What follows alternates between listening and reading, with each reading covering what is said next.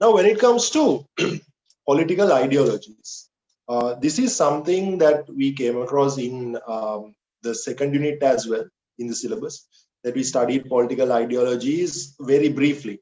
If you have studied the second unit in school, must have seen that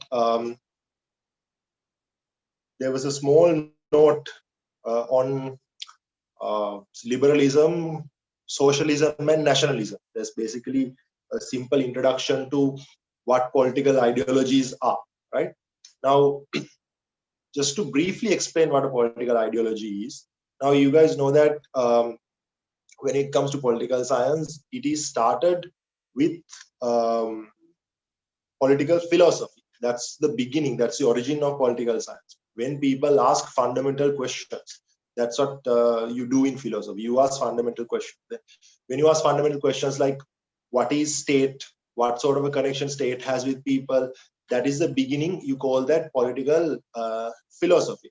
And when political philosophy grows a little further, when people start asking these fundamental questions and finding answers for those questions, certain answers people give to these questions come up because of ideas people come up with, right? People come up with political ideas. Sometimes these ideas are quite strong in terms of theory, that they become ideologies when people start following these ideas.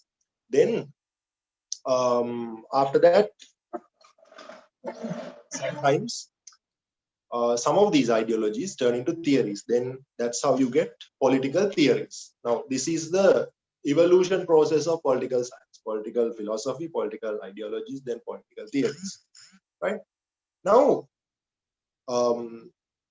in this unit, what we are going to do is we are going to take a look into a couple of important political ideologies. Now, keep in mind that this is not an exclusive list that you have in this lesson. Now, when you actually think about it, there are so many political ideologies in this world, and in this unit they have chosen 8, right? So I believe that you all should be able to at least recall what are those 8 ideologies you are supposed to study in the syllabus. And if you are not aware of what are the 8 theories, it's okay, you can be forgiven, don't worry. But from today onwards, you should remember that. What are the 8 theories that we should be studying in this unit? What are the 8 ideologies? First, you have liberalism. Then you have socialism, the 2 main ones. Then you have republicanism. Then fascism. Then nationalism. Then social democracy, secularism, and feminism, right? So these are the 8 ideologies you should study. So I am, again, as I told you yesterday, this is a brief explanation of this lesson. Now that I'm planning to cover all 8 ideologies in this seminar itself, I won't have time to go into great detail of each and every ideology. In the future, like in my classes, I'll be covering those, and I'm planning to have a couple of more free seminars like this. For today, we shall briefly explain what these ideologies mean. Now, first of all, let's take a look at liberalism. Now, when it comes to liberalism, the term liberalism is originated from the word liberal, liberty. This is about being free. The liberty means being free. So being free from what exactly? Being free from the rule of the state. This is what it basically means. Okay. Now, you guys know that a couple of centuries ago, the world existed under monarchies, right? Kings and rulers were the ones who handled the governments. They were in charge. They had the power. So because of that, the monarchs and these kings and these rulers we had a couple of centuries back, they used to violate the rights of people. Now, back then, basically the monarchs did whatever they wanted, and they pretty much had the power to do that. Now, let's say an example, Now I am teaching a class here. Okay, I am teaching a class here, and imagine that us doing a class in those ancient times in medieval Europe, right? So basically, this class is like majority girls. Now let's say some monarch comes, like he's going sightseeing, and he sees this class, and he comes and be like, okay, I'm spotting like 3 pretty girls here. Bring them to my castle. They are mine today onwards. And the girls can't be like, I'm sorry, king, I have to focus on my studies. I can't really think of a relationship right now. Oh, I'm sorry, I'm already taken. My Instagram bio says taken or something like that. That's not gonna do any difference, because if the king wants you, the king can take you, right? Or even the king may decide, okay, this teacher is teaching certain things about like which is not really my opinion, so I am against what this guy teaches, so I'm just going to kill him. So in the middle of the class, the monarch may send like a soldier or someone just to stab me and kill me and go, and you guys won't be able to do anything, right? So that's how things were. Things were pretty bad a couple of centuries ago under monarch's rule.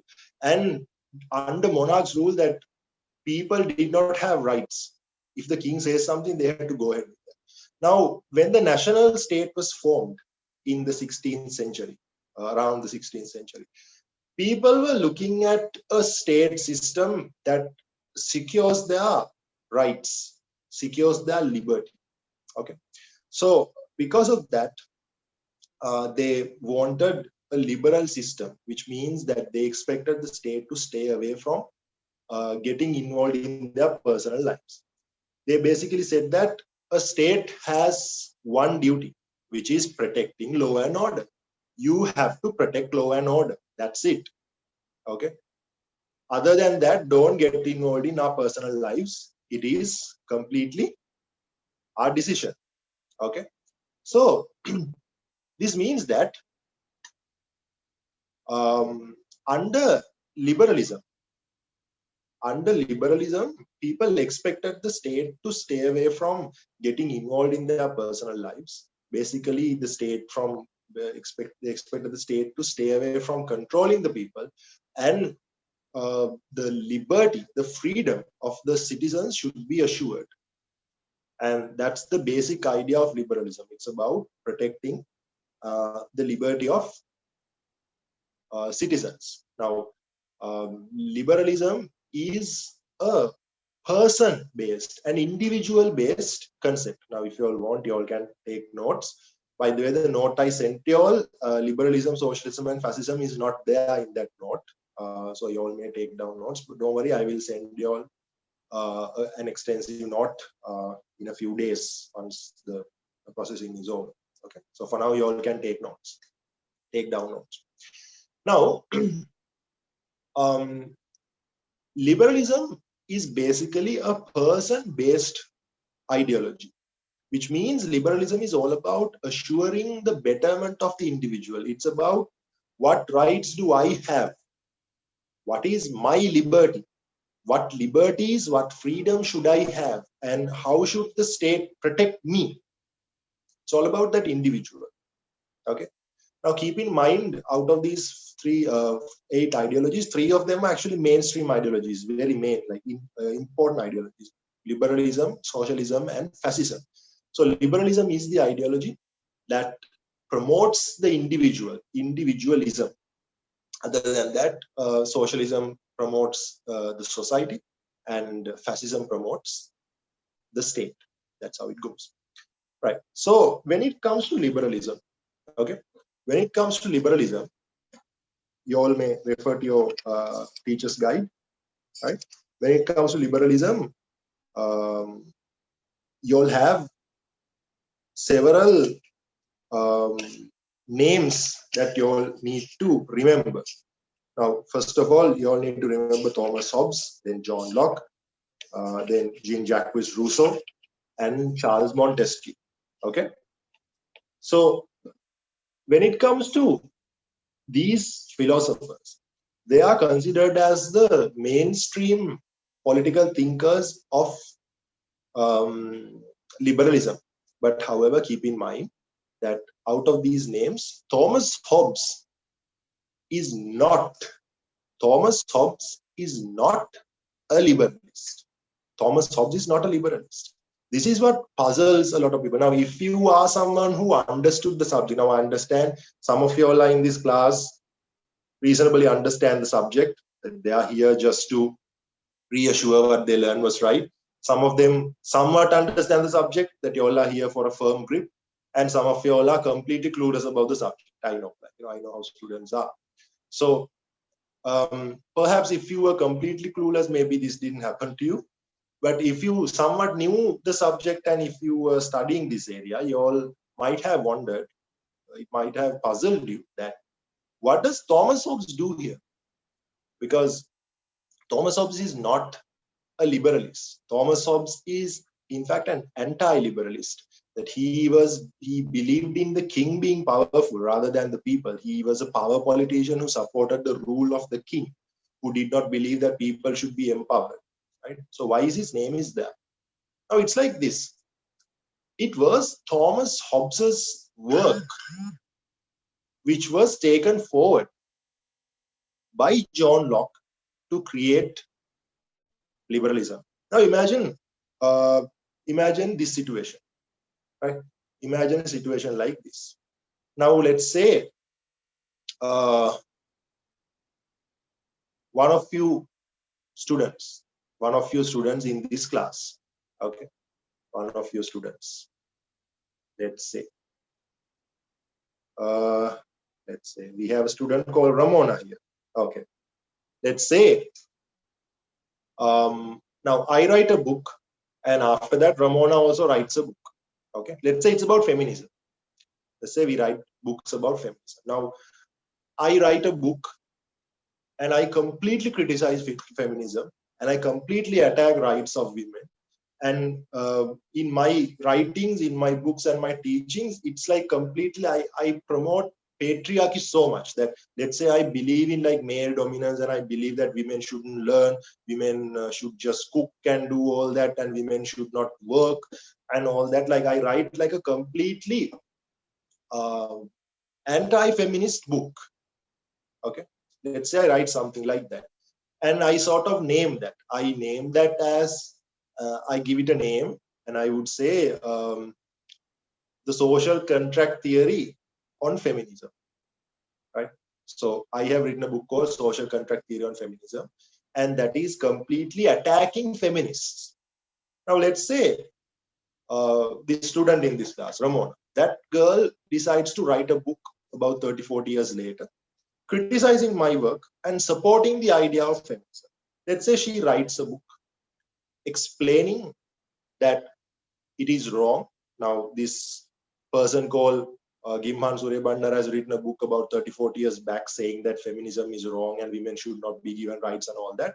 And she writes a book promoting feminism against patriarchy and completely attacking my views. Okay, and she also names what the theory she has as the social contract theory on feminism. Right? Now let's say 200-300 years later, in a political science syllabus somewhere, they will have like the pioneers of feminism. When it comes to that name list, the list will start with my name. It will have like Gimhan Sooriyabandara, then it will have Ramona's name and whoever wrote other books later. And that will puzzle those students as to, wait, I've heard about this Gimhan dude. Didn't he like write a book saying like women should cook and women should should not work and learn and all that? Why on earth is he in this list of mainstream feminists? Right? The answer is that the book I wrote attacking feminism was the groundwork for Ramona to write the next book promoting feminism. So although Ramona is the pioneer feminist here, the groundwork for her work was created because of that anti-feminist books I wrote. Therefore, that I am also mentioned because everything was built on my work. My intention was attacking feminism, but not knowingly, I have created a foundation for a proper theory of feminism. Right? This is exactly what happened in this case. John Locke and Thomas Hobbes were rivals. Now, I pretty much purposely made that example very much parallel to this for you all to understand easier. Thomas Hobbes is a senior, and John Locke was like 30-40 years younger, and John Locke wrote his book 30-40 years later. Now, when Thomas Hobbes wrote the social contract theory book, Social Contract on the State, Thomas Hobbes suggested that the leader should have all the power, the king should have all the power, and that was completely against liberalism. And when we actually think about it, John Locke is considered as the pioneer of liberalism, but his work was based on the foundation laid by Thomas Hobbes before. He wrote the book to attack what Thomas Hobbes said. Thomas Hobbes said it was a social contract theory. Social contract theory empowers the leader, and the leader should have all the powers, the ruler should have all the powers, and people should not be empowered. And John Locke wrote a book called a book addressing the same thing in the other way around. He said, no, social contract theory empowers people, and the ruler should have limited power, and people should have more power. So that was the beginning of liberalism, but the foundation was laid by Thomas Hobbes. That's why we talk about these two guys in very early in this syllabus. Then you have Jean-Jacques Rousseau, who talked about the common will, the general will, also the people's sovereignty, popular sovereignty. These concepts were brought up by Jean-Jacques Rousseau. And Charles Montesquieu came up with the theory of separation of powers, which is also quite important in terms of liberalism. Okay. Now, you guys need to excuse me for 2 minutes. I'm supposed to make a phone call. I think I just received an email. Give me 2 minutes, guys. I will be back. Just hang on. Before we conclude the part liberalism, there's one more area that I need to explain a little. That liberalism has two interpretations. Liberalism has the philosophical interpretation as well as the political interpretation. Now, when it comes to philosophical interpretation, that's looking at liberalism from a philosophical perspective. Now, philosophy is all about asking fundamental questions, right? So, the liberalism in terms of philosophy, like liberalism's philosophical interpretation, is all about taking liberalism as a fundamental term. Just to put that into simple terms, the philosophical interpretation of liberalism is about being liberal as a word, like being liberal, like being free from arbitrary arrest, being free from governmental control, and all that. So the term liberalism in terms of philosophical interpretation is known as negative freedom. Now, this is there in the teacher's guide. The problem with the teacher's guide is that it only talks about negative freedom. It doesn't really explain what negative freedom is. So students tend to get confused because negative freedom sounds like something bad when you have the word negative in it. It's not necessarily bad. You just call it negative freedom because it's more philosophical than the practical side. That's why you call it negative freedom. It's not necessarily a bad thing. So negative freedom is a philosophical interpretation of the term liberal. Then you have the political interpretation. According to the political interpretation, it's about laissez-faire state. Now that's there in the teacher's guide if you want to see. Laissez-faire. Now laissez-faire, this is a term which refers to that the state action I told you all about, not doing anything basically. Now liberalism expects the state to do nothing. Yes, pretty much. State to do nothing. They said state only has one task to do, which is protecting law and order. And other than that, don't do anything. That's what the political meaning is about, laissez-faire state. That means the state not doing anything. This includes the capitalistic market and basic political idea of liberalism. Now, other than this, it's not included here. It should be there in the third unit. Now that we are not doing a webinar on third unit in this stretch, I will just explain that part also. Now, when it comes to liberalism, when in the political interpretation, when liberalism is applied in a state, so in that case, when liberalism is applied to a state based on the nature of the state, we can categorize that into three types. So liberalism has three types. More like these three are eras. First you have classic liberalism, then you have modern liberalism, then you have neoliberalism, right? Which means that, um, classic liberalism is the initial time period when liberalism was in effect, right? We're talking about the 18th and 19th centuries. So during this time, it was the laissez-faireism which functioned. Now, if you guys want like a short note, you all can write classic liberalism in front, put a dash and write laissez-faire state, and within brackets put police state. Police, you know, policeman, yeah, police state. Classic liberalism dash laissez-faire state within brackets police state. I'll explain later. Number two, modern liberalism dash welfare state within brackets agent of welfare.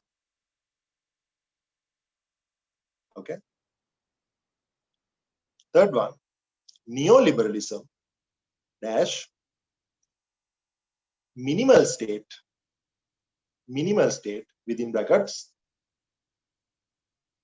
managerial state. Okay, I hope everyone got that.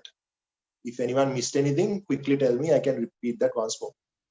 Sir, can you repeat the second one? Right, second one is modern liberalism dash welfare state within brackets agent of welfare. Right.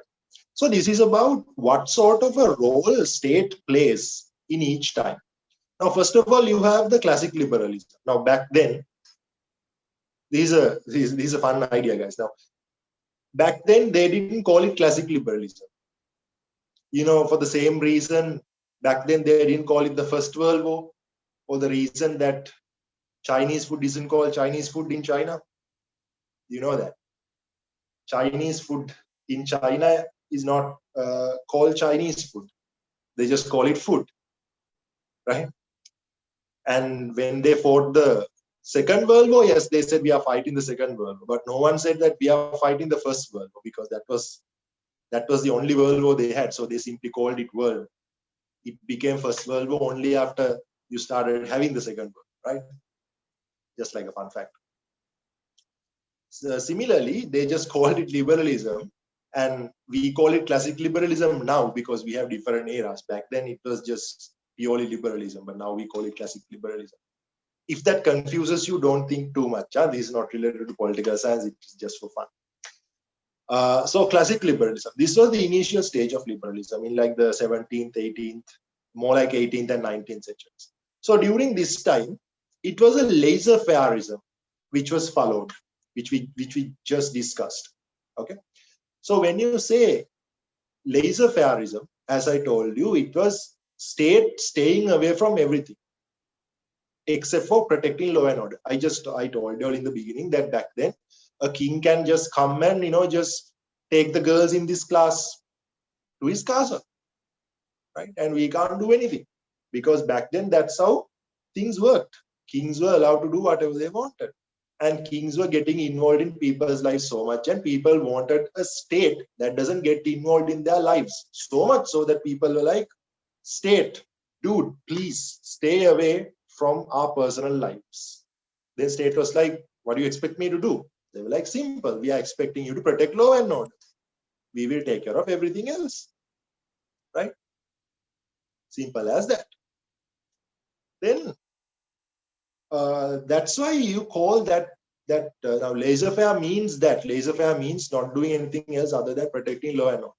Now, why did I say police state? That's for you all to remember it easily.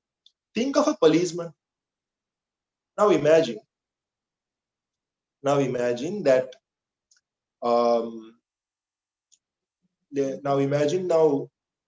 Let's say that I am a poor man, right? And I'm sitting under I'm sitting on a payment. somewhere on a road, and I'm like a homeless man, and I'm like really hungry, right? And I'm hungry and I'm starving, and I see a policeman coming, right? So should that policeman give me food? Is that his duty? Is that his job? The policeman comes and he sees me, a starving homeless man, right? Does he have to give me food? Is it a part of his job? No. If he gives something out of good heart, that's something else, right? But it's not a part of his job. What is his job? Protecting law and order. Now, let's say some thug comes. Some thug comes and tries to rob me. Now, I don't have anything to rob. Let's say I only have my clothes. Now, some guy comes to take away that also. So let's say that I have a box. I sleep in that box. And some other homeless man who doesn't have a box to sleep in comes to attack me and take my box away. Now the policeman would come and help me. Because now that's a violation of law and order of the country. Right? The policeman doesn't have a duty to feed me. Policeman's duty is only to protect me. That's all. So under classic liberalism, people kept the state also in a similar role. Right? Poor people, homeless people, starving people, don't care. State doesn't have to do anything. Okay, state only has to protect law and order. Right? If you guys have seen a movie or watched a play called Oliver Twist, or at least you read the book, right? It's about this very poor child, like a homeless sort of a child who lives in orphanages and all that. It shows that the life was really tough. That was during the classic liberal time, because state wasn't doing anything to take care of the lower layers of the society, because people expected them not to. And because of that, all the rich people were exploiting these poor people, and poor people were suffering. No one was there to take care of them. Right? That's the classic liberal part. Classic liberalism supports the laissez-faire state, where the state doesn't do anything else other than protecting law and order. So basically, they are keeping the state at the role of a policeman. Right? Then you have modern liberalism. So under modern liberalism, what happens is, now you guys know, after all these Oliver Twist kind of scenarios, liberalism was losing its popularity because people were getting poorer and poorer, and no one was really taking care of them, and people really got tired of this. And because of that, from the other side, the socialism was developing in Russia, Soviet Union, communism and Marxism and all these, which promoted the idea of equality, everyone being equal in the society. Now, we will explain what socialism is in a bit. For now, keep in mind, socialism is all about making sure that everyone is equal in the society in terms of economy. Now, this sounded heavenly to people who were suffering because of classic liberalism. And people started being attracted to socialism. So liberals had to change their face in order to keep their people in. That's when they went into modern liberalism. Modern liberalism is the second era, and that is welfare state. So they started providing welfare services. Right? Now, state doesn't do any state. It's not like state doesn't do anything else other than protecting law and order. State has more tasks. Now, state has to take care of the poor layers of the society. They have to provide welfare services. Right? That means, like, okay, only rich kids can go to school. Poor people can't. Poor kids can't afford. Fine. As the state, we are going to give free education. Here are state schools. You guys can come and learn here for free, right? Okay, only rich people can afford healthcare. These private hospitals are too expensive. Fine, here are some state hospitals. You guys can come and take treatment, right? That is the idea behind it. So, a state started providing welfare services. That's why we identify that state as an agent of welfare. The state became an agent of welfare. Now, Sri Lanka is currently, even at the moment, we are still functioning under modern liberalism. That's why we have a minister for everything, fishery, agriculture, for everything we have a minister, because state is looking after each and every area in the society. Okay.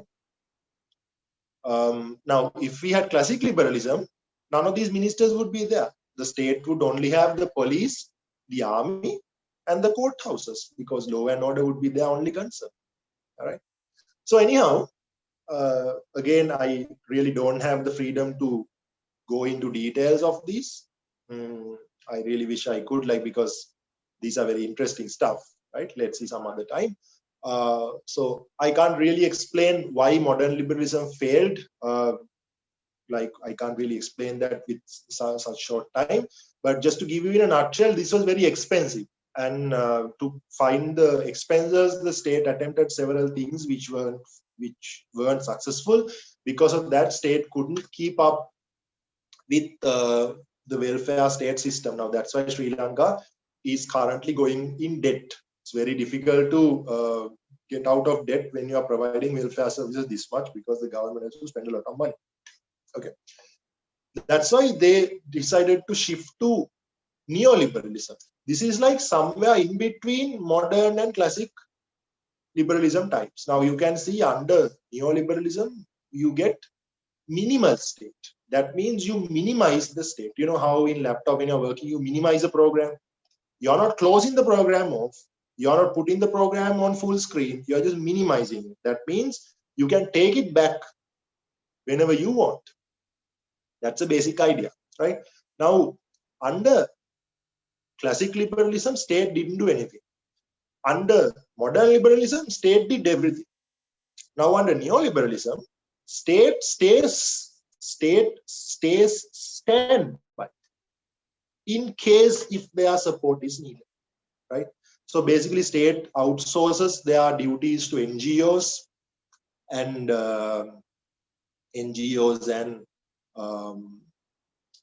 the private sector.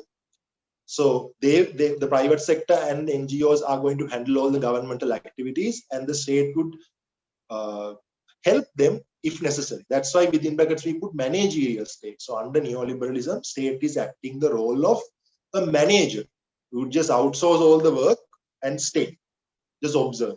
If my work is necessary, I will get involved. That's a basic idea. Right, so that's about liberalism. Now, before we move on to communism, if anyone has questions. Any questions? No? Okay. Right. So let's move on to socialism. First of all, first things first, let's clarify something, right? You guys might have heard the word socialism, the word communism, the word Marxism. Now, for y'all, for A-level students, it's okay to think that all three refers to the same thing. But in fact, these three are three different concepts, slightly different concepts. Okay. More like this. Now, socialism is the vast concept out of these. It's a vast ideology. Socialism is all about anyone who wants to create a fair society is a socialist after all, because socialism is about creating a fair society. Okay. Communism is more like a properly organized version, an organized version of socialism. Now, it's like, now imagine a huge land of trees, many trees, right? So socialism is like that land. It's a vast land, contains many trees. Out of these trees, one tree is reasonably big, much bigger than the other trees. Now that is communism. When you look at it from a distance, you can see that big tree, right? So when someone says socialism, maybe he's talking about that entire land, but from a distance, you can clearly see that tree. So someone may mistake that tree and the land is the same thing. It is like that. When you look at socialism from a distance, what is more significant is communism. So some people mistake communism and socialism because they appear to be the same from a distance. But in fact, socialism is like the big land and communism is just one of the trees. Out of the trees, that's the most significant one. And Marxism basically means the original seed of that big tree, right? Karl Marx created the idea of communism. It was later grown further by other people. Now, yesterday we talked about Gramsci also, who's a neo-Marxist. So there were many people like that. And with those contributions, it turned into something big. That's what communism is. Marxism is like the opening seed of that. Okay. But anyhow, you guys don't need to know that much. I just have the idea that these three are slightly different, and this is the basic idea. Because for you all, knowing that these three are the same is kind of okay, not a problem, not a big conflict, right? Anyhow, as I told you all, socialism goes way back even before Karl Marx, who existed in 1800s. Socialism had been there for like what, 300, 400 years even before that. But the problem with socialism was they only talked about fairness, social fairness. None of these ideas were properly constructed.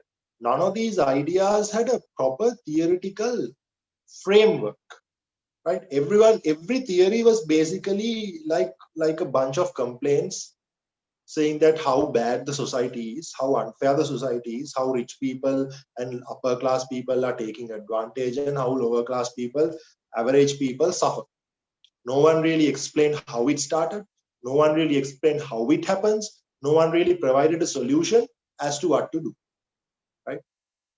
Until Karl Marx and his friend Friedrich Engels, who came up with a very organized theory that they call it the communist theory, communist ideology, because they wrote the book also as Communist Manifesto. That was the name of the book.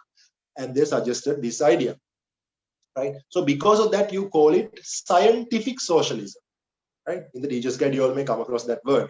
But then again, it is not explained why you call it scientific socialism, right? But then again, it's a teacher's guide. It's for teacher to know what to teach, right? So I'm supposed to teach you all what scientific socialism is. Scientific socialism means that it is more scientific, that means more developed, more organized into a proper theoretical framework rather than the previous socialist ideas, right? It was properly developed. That's why you call it scientific socialism, okay? And who came up with scientific socialism? Karl Marx and his friend Friedrich Engels, okay? Right.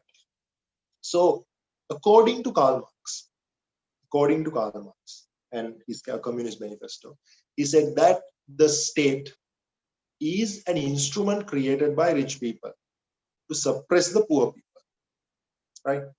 Now, when you now think of a place like the Food City, right? Can you all imagine the revenue a single branch of Food City makes a day? It's a huge amount, as you can see. People spend a lot of money there. People buy a lot of stuff from there, right? And when you, let's say you buy something which is like 10,000, 15,000 rupees worth, and you give them cash. Imagine you give them cash. You pay one of these cashier girls. Most of the times they are girls, right? Let's say you pay a cashier girl. Do you realize perhaps what you're paying as like that is one transaction?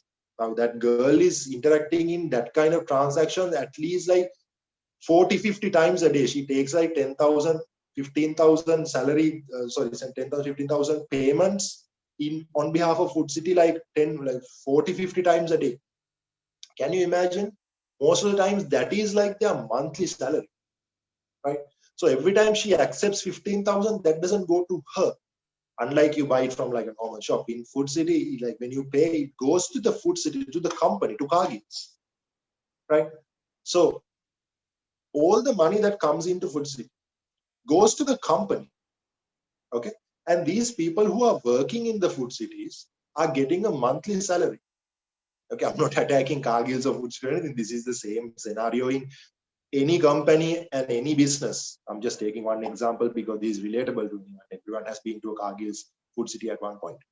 So basically, cashiers get a monthly salary, which is like sometimes one transaction they do like every 10 minutes. And the managers are there, they are getting reasonably a higher salary than that. And they must have like some regional manager for the region, maybe a district manager for the district, maybe like a manager or a board for the entire country. So the higher you go, the salary goes up, right?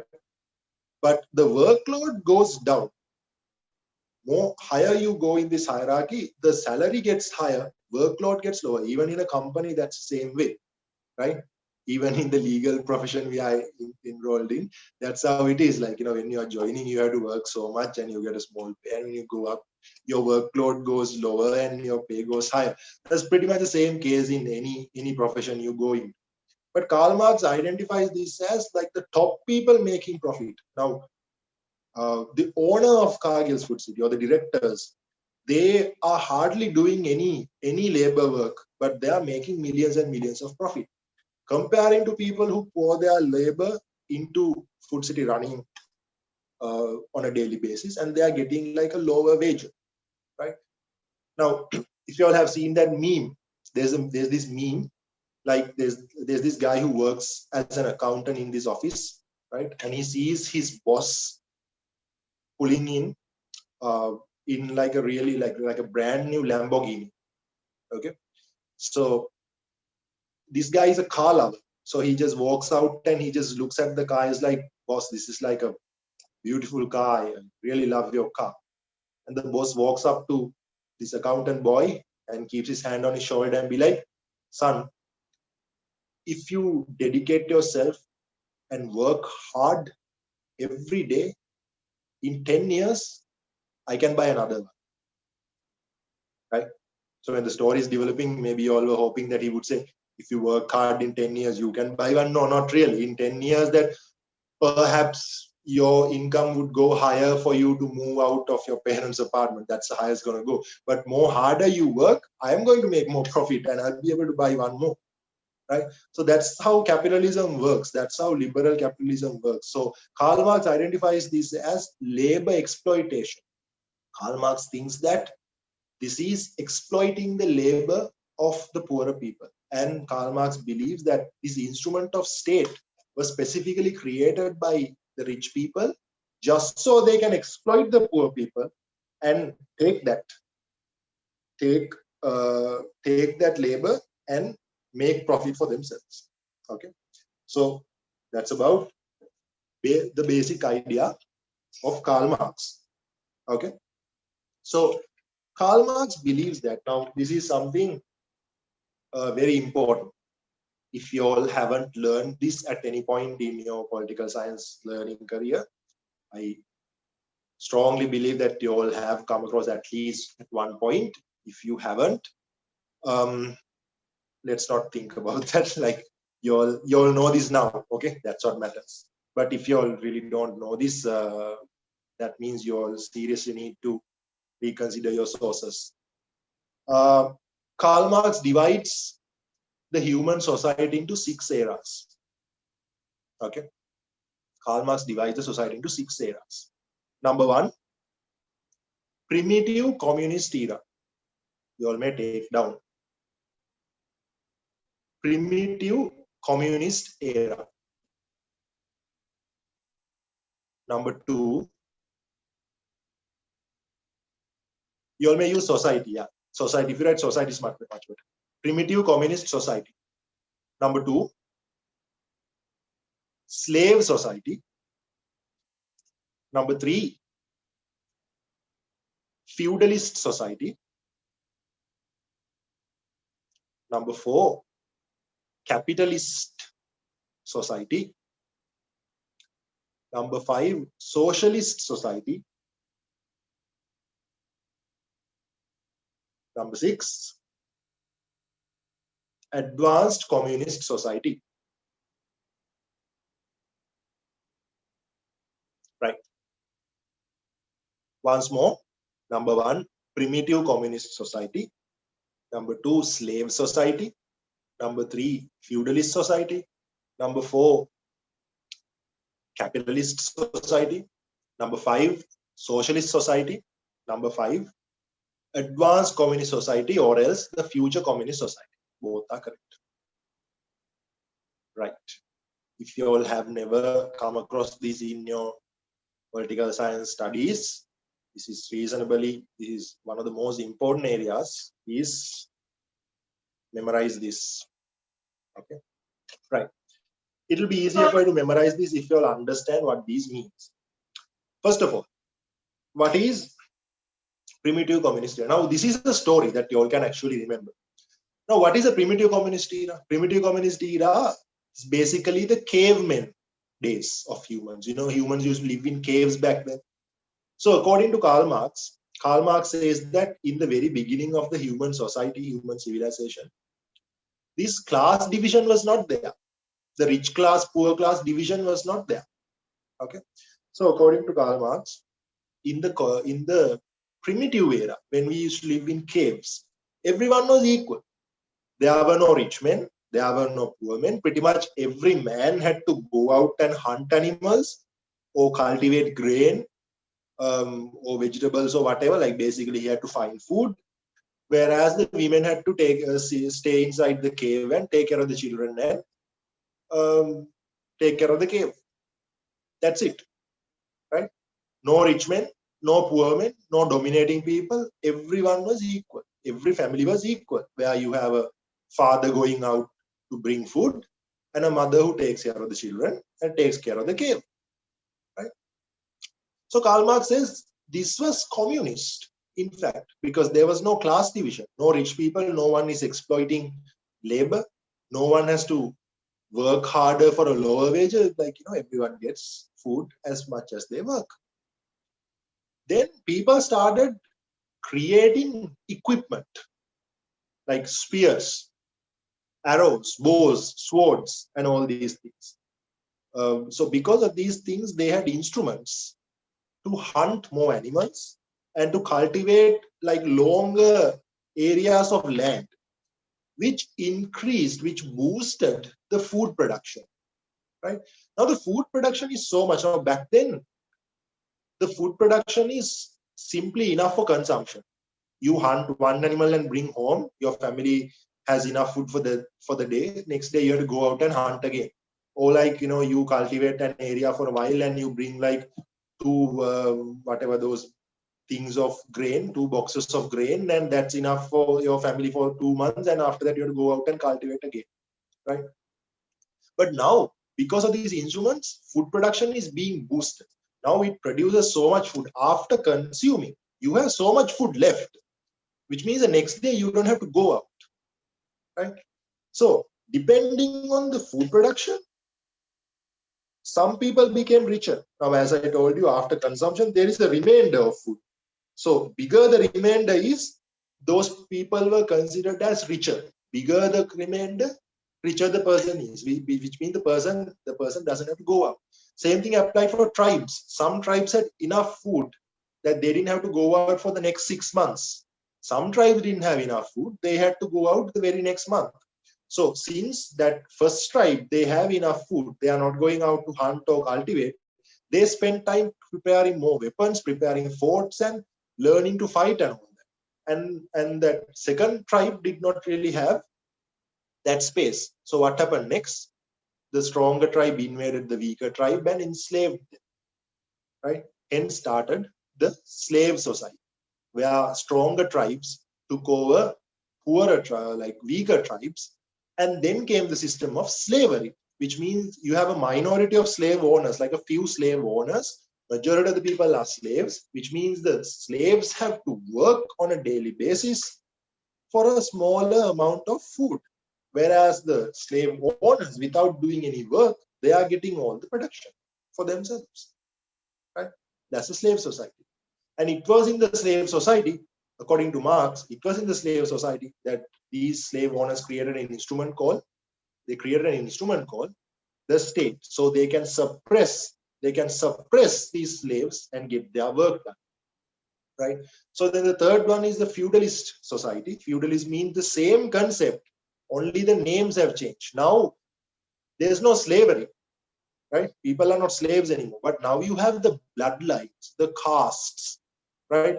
Now you have the lower caste and higher castes. That's why you have aristocrats. Now you don't have a minority of slave owners who dominate the system. Instead, you have a minority of aristocrats who are born into higher bloodlines. Hence, they don't work, but they get all the profit to themselves. And you have people who are born into lower bloodlines, peasants. Peasants have to work and do the cultivation and all that, and give all the food production to the aristocrats. Same system. So in this society, aristocrats use that instrument of state to get their work done through the peasants. And Karl Marx says, currently we are living in the fourth era, which is the capitalistic society. It's the same thing yet again. In the capitalist society, rich people are the minority who have the power of the state, and they are not doing anything, whereas the working class have to do all the work and provide all the profit for these people. Now, if you actually think about it, you have these middle class and lower class people. Middle class people are doing white collar jobs, working in office spaces and all that. And the lower class people are doing all these odd jobs and all these laboring jobs, like, driving and all these like janitors and all these. At the end of the day, all these people are working on a daily basis, but middle class people and lower class people are living like a very basic life, whereas the richer people who are politicians and who are handling the government and these owners of big corporations, they are not actually doing any work, and they are making all the profit of the hard work we do. So this is what Karl Marx pointed out as labor exploitation, right? And that's pretty much what happened in the era of slaves as well. Okay. Then Karl Marx says this capitalistic era ends with the working class going into a revolution. This means that the working class we talked about, right? The working class we talked about, the middle class and the lower class, since they realize that they have been exploited in terms of labor for so long, these people finally say enough is enough. You know what? We are going to stand up against this. So they go into a revolution. Working class goes into a revolution. They attack they attack the rich class, and they take that instrument to their hand. Okay, the state instrument, they take that to their hand, and they become in charge of the state, and that is the beginning of the socialist state. So the socialist society. So in this era, what happens is that poor people are in charge of the state, and they follow some strict rules to make sure that the class division is faded away. So they attempt to create an absolute equality. Understand? So they try to go into an absolute equality, and that is the socialist society. Now, these countries you call communist countries, they are not communist countries actually, by the way, I'll explain that. China, or back then the Soviet Union, Cuba, these countries, what they are doing is they are in the fifth era that we are talking about. You have a socialist government, which means a poor class dominated government, and they are attempting to create an equal system where the current system of capitalists exploiting labor is not happening anymore. So then when the entire world has turned into socialist like this, when that poor class is no more, when the property is properly divided among the people, and when there's no class division anymore, it is the sixth era we talked about, advanced communist society or future communist society, because we are back to the caveman sort of system where every human is equal, but it's advanced because we still have the technology and stuff we have. It's like the civilization now, not like the caveman days, but we are equal in terms of social status.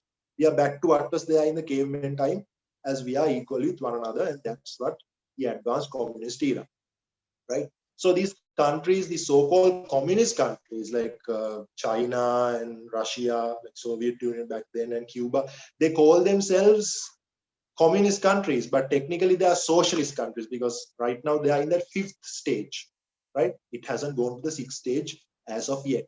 And at the end of the fifth stage, when the class division is like gone, class division is not there, and this proper equality and stuff, there's no need for that instrument of state anymore. So that instrument fades away. So for that we call the withering away of the state. The state just withers away. Okay. Right. Then other than that, we have to learn about the main basic features of a socialist system. Okay. So when it comes to a socialist system, there are certain features. First of all, you have a public property system, right? You have a public property system. Now, the liberal system is about private property system, right? Now we live in a liberal system. Sri Lanka, we are a liberal democratic country. So what we have is a liberal system. Now, your parents have property to their names, right? Now, I have my personal possessions. I have my personal bank accounts. I have a vehicle in my name. My parents have a house in their name, and my uncle has a land in his name, right? So that's how capitalistic liberal systems work. There's private property system. But if you are going socialist, that's not the way. Okay, now tell me this. When you go out, there are roads, right? That belongs to whom? The road. What about the bus stations? You have like those so small small sheds as bus stations and stuff. They belong to whom? They are public property. Those properties belong to everyone, right? When you go to a public library, those books belong to whom? Public, to everyone, right? So in a socialist system, all the property belongs to the public, everyone. Even the house you live in belongs to everyone. That confuses like whether people can, no, it's not like that. Okay, maybe some of you will have like parents or uncles or aunts or grandparents who worked in governmental jobs, and sometimes they get quarters. Have you all heard? Sometimes, like if you are a government engineer or someone like that, you get quarters. That means a house belongs to the government. It's public property. It is given to you for a certain period of time. So in a socialist country, everything is like that. The house you live in, the vehicle you drive, belongs to the public. It's public property. It belongs to the state. The state has given it to you that you can stay in this house. You can use this vehicle. But none of that is your personal belonging. Okay. So that's a public property system. And there's no demand and supply. If you have students who are doing econ here, you all know that there's something called demand and supply in the capitalistic economy. Supply is given according to the demand. Okay. But in a socialist system, it's not demand and supply theory, it's necessity and supply theory. In a socialist country, the supply is given according to the necessity, not to the demand. Okay. Now, example, why do they put a new iPhone out every year? Right. Now, I myself, an Android user, and I don't like that whole Apple thing, right? But there's nothing personal. But I honestly think that this new iPhone that comes out doesn't really carry any new features. It's just like a thing, like a fashion sort of a thing. I don't know, like if you're offended, I don't care, right? Yeah, I feel like every new iPhone that comes every year, it's basically the same thing. It's just like a social status sort of a thing that you have to upgrade your iPhone to the next iPhone sort of thing. I don't know. I just feel like. But that's okay. I mean, you have your right to do that because you live in a liberal country. And in a liberal country, the market works according to the demand. So there is a demand for a new iPhone every year. That's why Apple produces a new iPhone every year. Although the current iPhone you have in your hand is working perfectly fine, and the new iPhone that comes doesn't really offer anything new, but you would still buy that because that's what you want. And that's like a demand. Everyone wants to buy a new iPhone. So Apple would produce a new phone. But in a socialist country, it wouldn't work that way, because in a socialist country, it's necessity and supply. They'll be like, the phones you are having right now are perfectly fine. So we don't need to produce another phone. So you are not allowed to release this phone to the market. Okay. So it's necessity and supply. On the other hand, the state controls the market as well, as you can see. Now, because this market is not controlled by anyone in a liberal system. Now, according to maybe the students who do econ must be knowing this already. For others, the capitalistic market is controlled by an invisible hand. Okay. Who decides the price for these things? Nobody. The price is created like automatically. It's an automatic force. So Adam Smith, the economist, basically mentioned that this is an invisible hand controlling the market, and the state doesn't do anything, right? The state doesn't decide, okay, you know what, iPhone should be this much, onions should be this much, rice should be this much, beans should be this much, shoes should be this much. No, it's like the price is decided based on many factors that are fluctuating. So that's why you call that an invisible hand. But in a socialist country, it's not like that. Socialist country, the economy is controlled by the state, which means the state decides, okay, onions should be this price. Mobile phones should be this price. The state decides. The state controls the economy, right? And other than that, you have an absolute economic equality, and you have an equal profit division. The profit of the country is divided among the citizens equally, right? Now in Sri Lanka, they say that the average individual income, let's say that you say it's 50,000, but not all of the people get 50,000. Some people are getting like 100,000, 600,000, 1 million, 2 million and all that. And there are people who are working for like 15,000, 20,000, right? That's because the profit of the country is not divided equally, because we are capitalists. In a socialist country, no, it's the profit is divided equally, and there's an absolute economic equality in those countries, which means the doctors, the teachers, the president, or like the garbage truck drivers and janitors, everyone would get the same salary. Everyone would drive the same kind of vehicle, and everyone would have houses pretty much in the same size, and everyone's children would go to schools with the same facilities, right? Now, please note that this is not always the case, right? At times, like this is just a theory, right? In practicality, it doesn't really apply the same way. But as an ideology, this is what they suggest. Okay, right. So that's about socialism. Before the next theory, do you guys have any questions? No questions? Okay. So we should be doing republicanism now, but we'll go straight to fascism. Okay, because these three are the most mainstream ideologies in this unit. So we'll finish those three. I will explain why those three are more important than the others. By the way, more important means like politically more important. In terms of syllabus, all 8 are important, and you need to study all 8. I need to be very careful with my words. The moment I say that only this part is important, like they're like, okay, then studying this part is enough, and you will neglect the other part. Like, don't do that. Study all 8. In a political sense, like these 3 are the most important ones. Okay, so let's move on to fascism.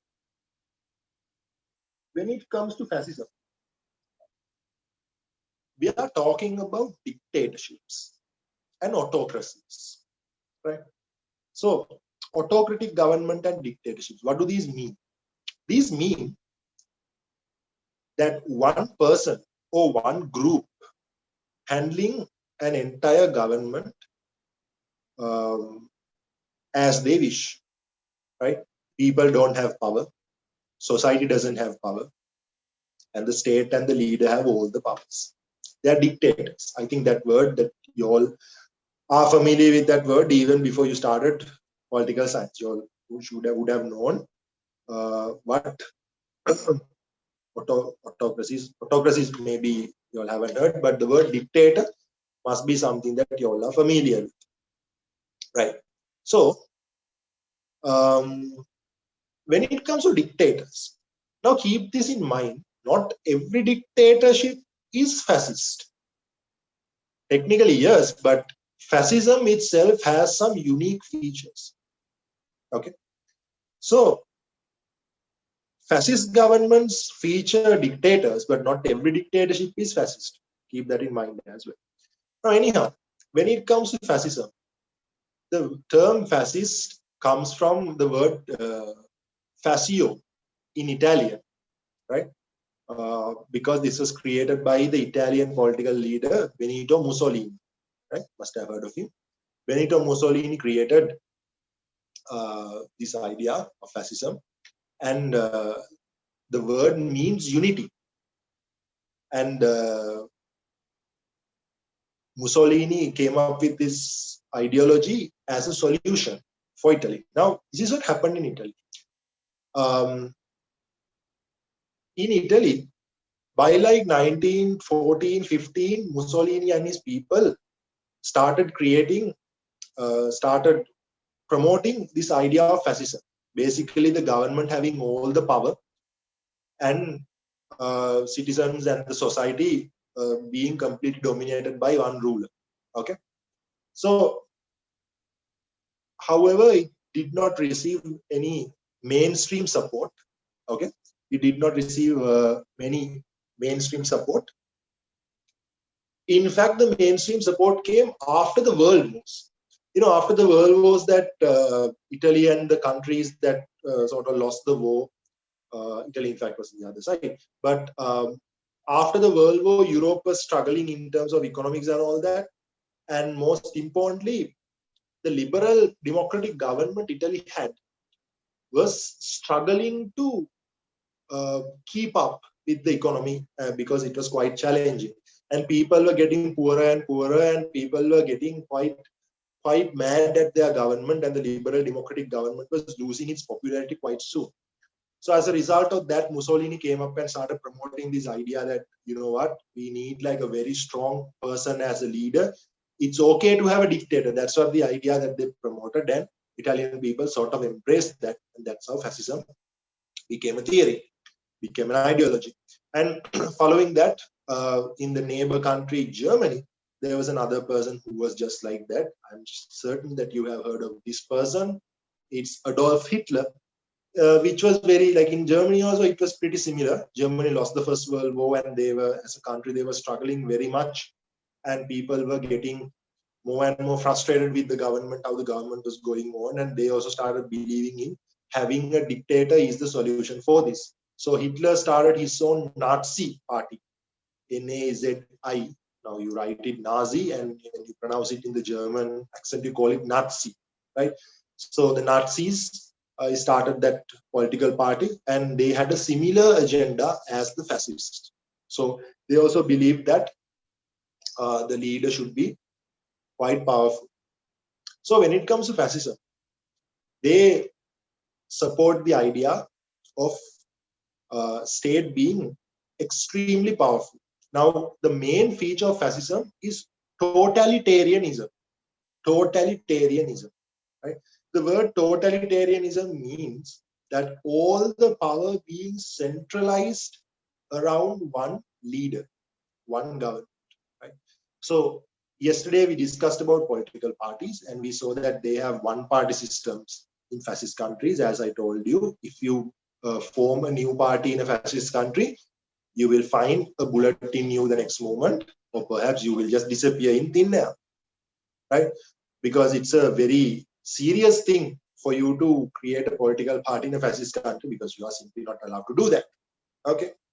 So, as you can see, that fascist countries centralize power to one party and to one leader. Okay. And they also have a cult of state and cult of leader. Now, they sort of consider states to be divine. Basically, the state is like the greatest thing ever on earth. As I told you, liberalism promotes individual, socialism promotes society, state promotes the state, right? Liberalism is all about ensuring the betterment of the individual. Socialism is all about ensuring the betterment of the society. Fascism is all about ensuring the betterment of the state, right? Now, fascism says, at one point, fascism says, what Mussolini once said, individuals are like leaves and state is like the tree. Leaves come and go, but the tree stays. So the betterment of the individual should definitely be compromised in order to protect the tree, right? So they sort of consider the state to be the best thing ever, and like everything should be sacrificed, compromised in order to protect the greatness of the state. And I remember once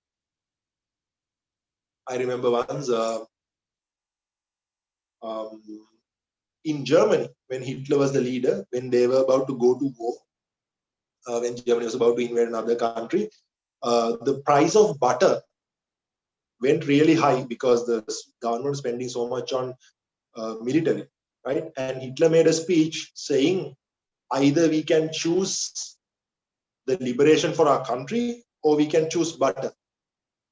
right? Either we can buy butter and compromise our liberation of our nation, or we can just forget about butter for now and make sure that our country is liberated. So they sort of put like the individual necessities and everything aside, and it's all about state and fighting wars to protect the state, right?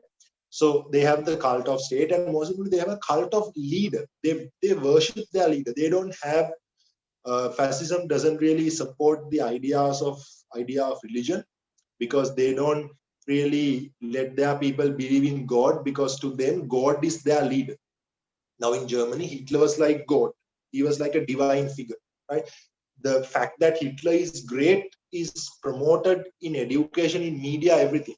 Now in Germany, back then in 1930s, instead of saying hello or goodbye or good night, good morning, the word was replaced by the government with Hail Hitler, or in more German accent, Heil Hitler, right? So Heil Hitler means basically Hail Hitler in English, right? So Heil Hitler was a term that was used instead of good morning, good evening, hello, bye, anything. So basically when you meet someone, Heil Hitler, or instead of saying good afternoon, Heil Hitler, just like that.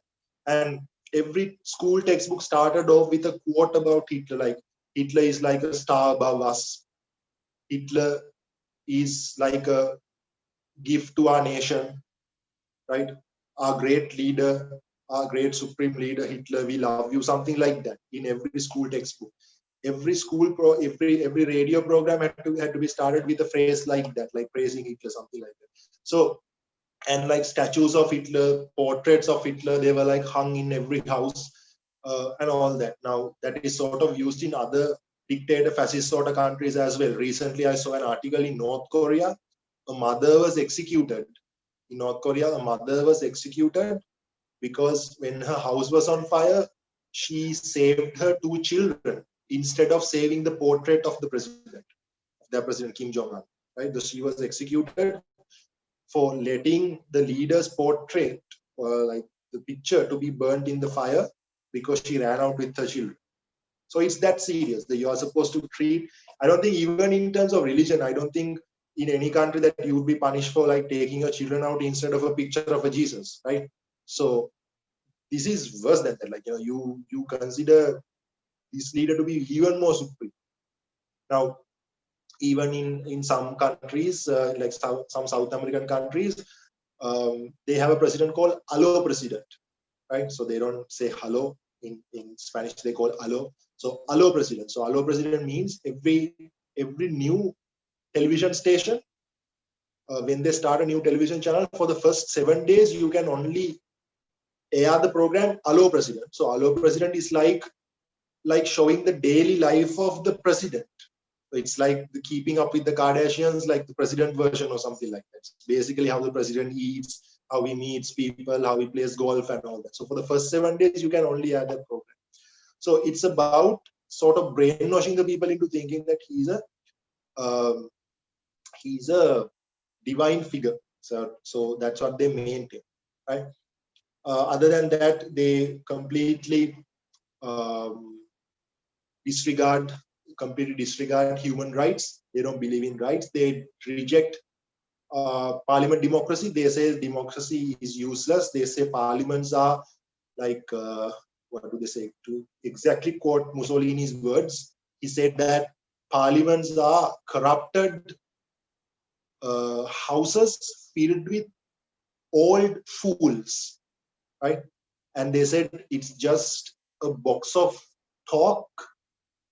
talking, and it doesn't get anything done, right?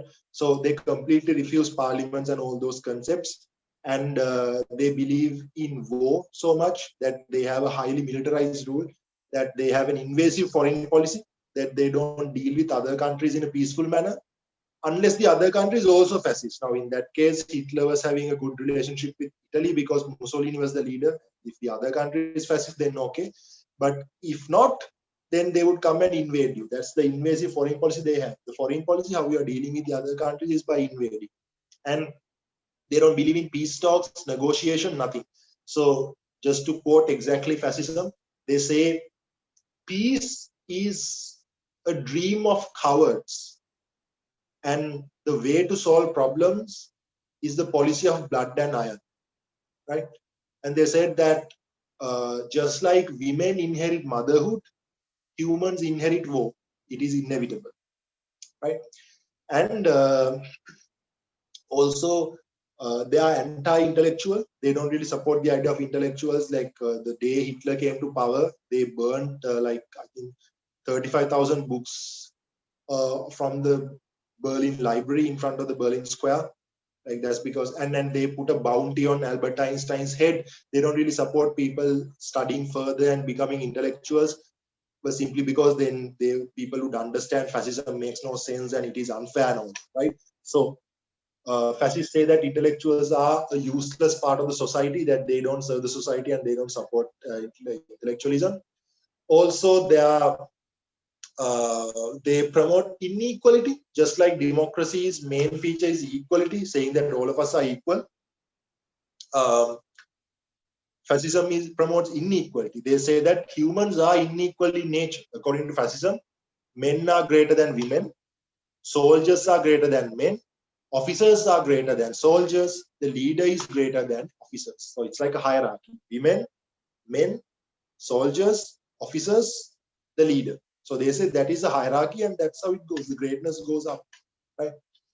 Also, they believe in that one race is better than the other race. They believe the pure Aryan race are the Germans, and that Germans have a right to invade other countries and conquer the other countries, as well as to wipe out any ethnicity that causes a threat to the Aryan Germans. That's why they ran the Jew execution, mass Jew execution. That's why they put these Jewish people, and they killed around 6 million Jewish people in concentration camps, right? So that's the idea of fascism. Okay, right. So those three main ideologies are done. Now, why did I say those three are main? Not because you only have to study those three, you have to study all 8, right? Those three are more important because these three are unique ideologies that are exclusive from one another, right? Like you have to follow one of these. You can't be both. You have to follow one of these as your, every state has to follow one of these. These three are like religions. You are supposed to pick one and follow that, right? You can't be both. And when it comes to the other ideologies we have, like republicanism, secularism, nationalism, those things are side ideologies that it's optional for you to follow, and like following one doesn't really exclude you from following another one.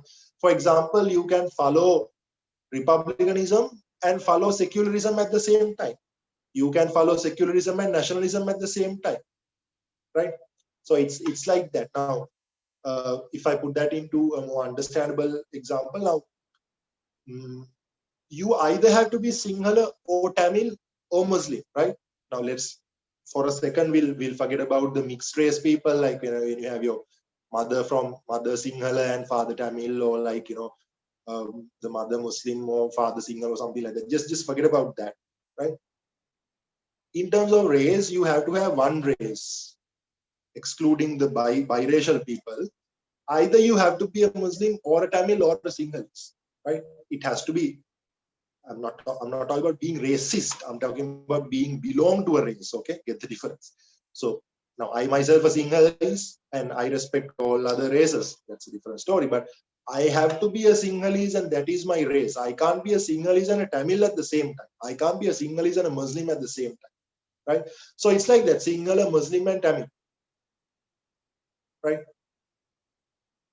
Just like that, you have liberalist, socialist, and fascist. These three ideologies. The country has to follow one of the three. You can't be both at the same time.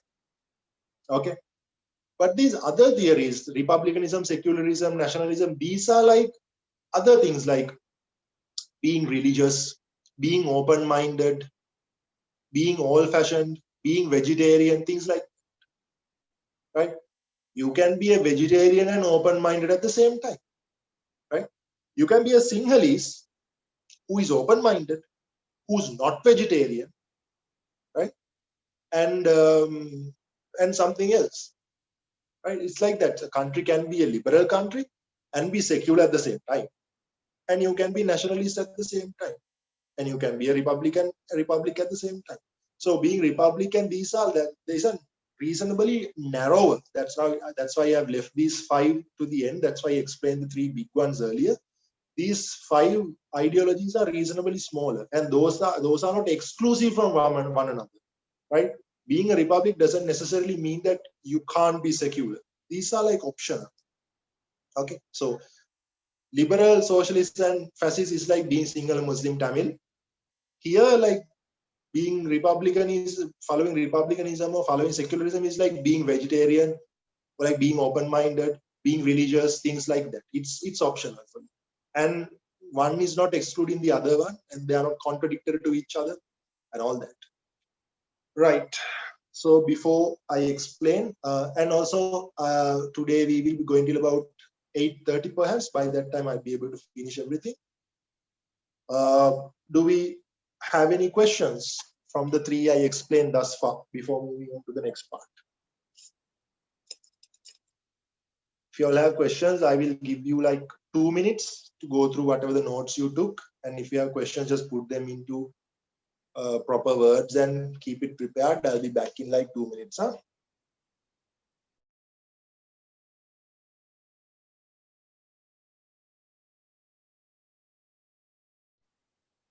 I certainly hope that you guys are aware what sovereignty is. Okay, sovereignty means the supreme power of the state. Okay, if you are not aware what sovereignty is, please consider starting a revision class from the very first lesson.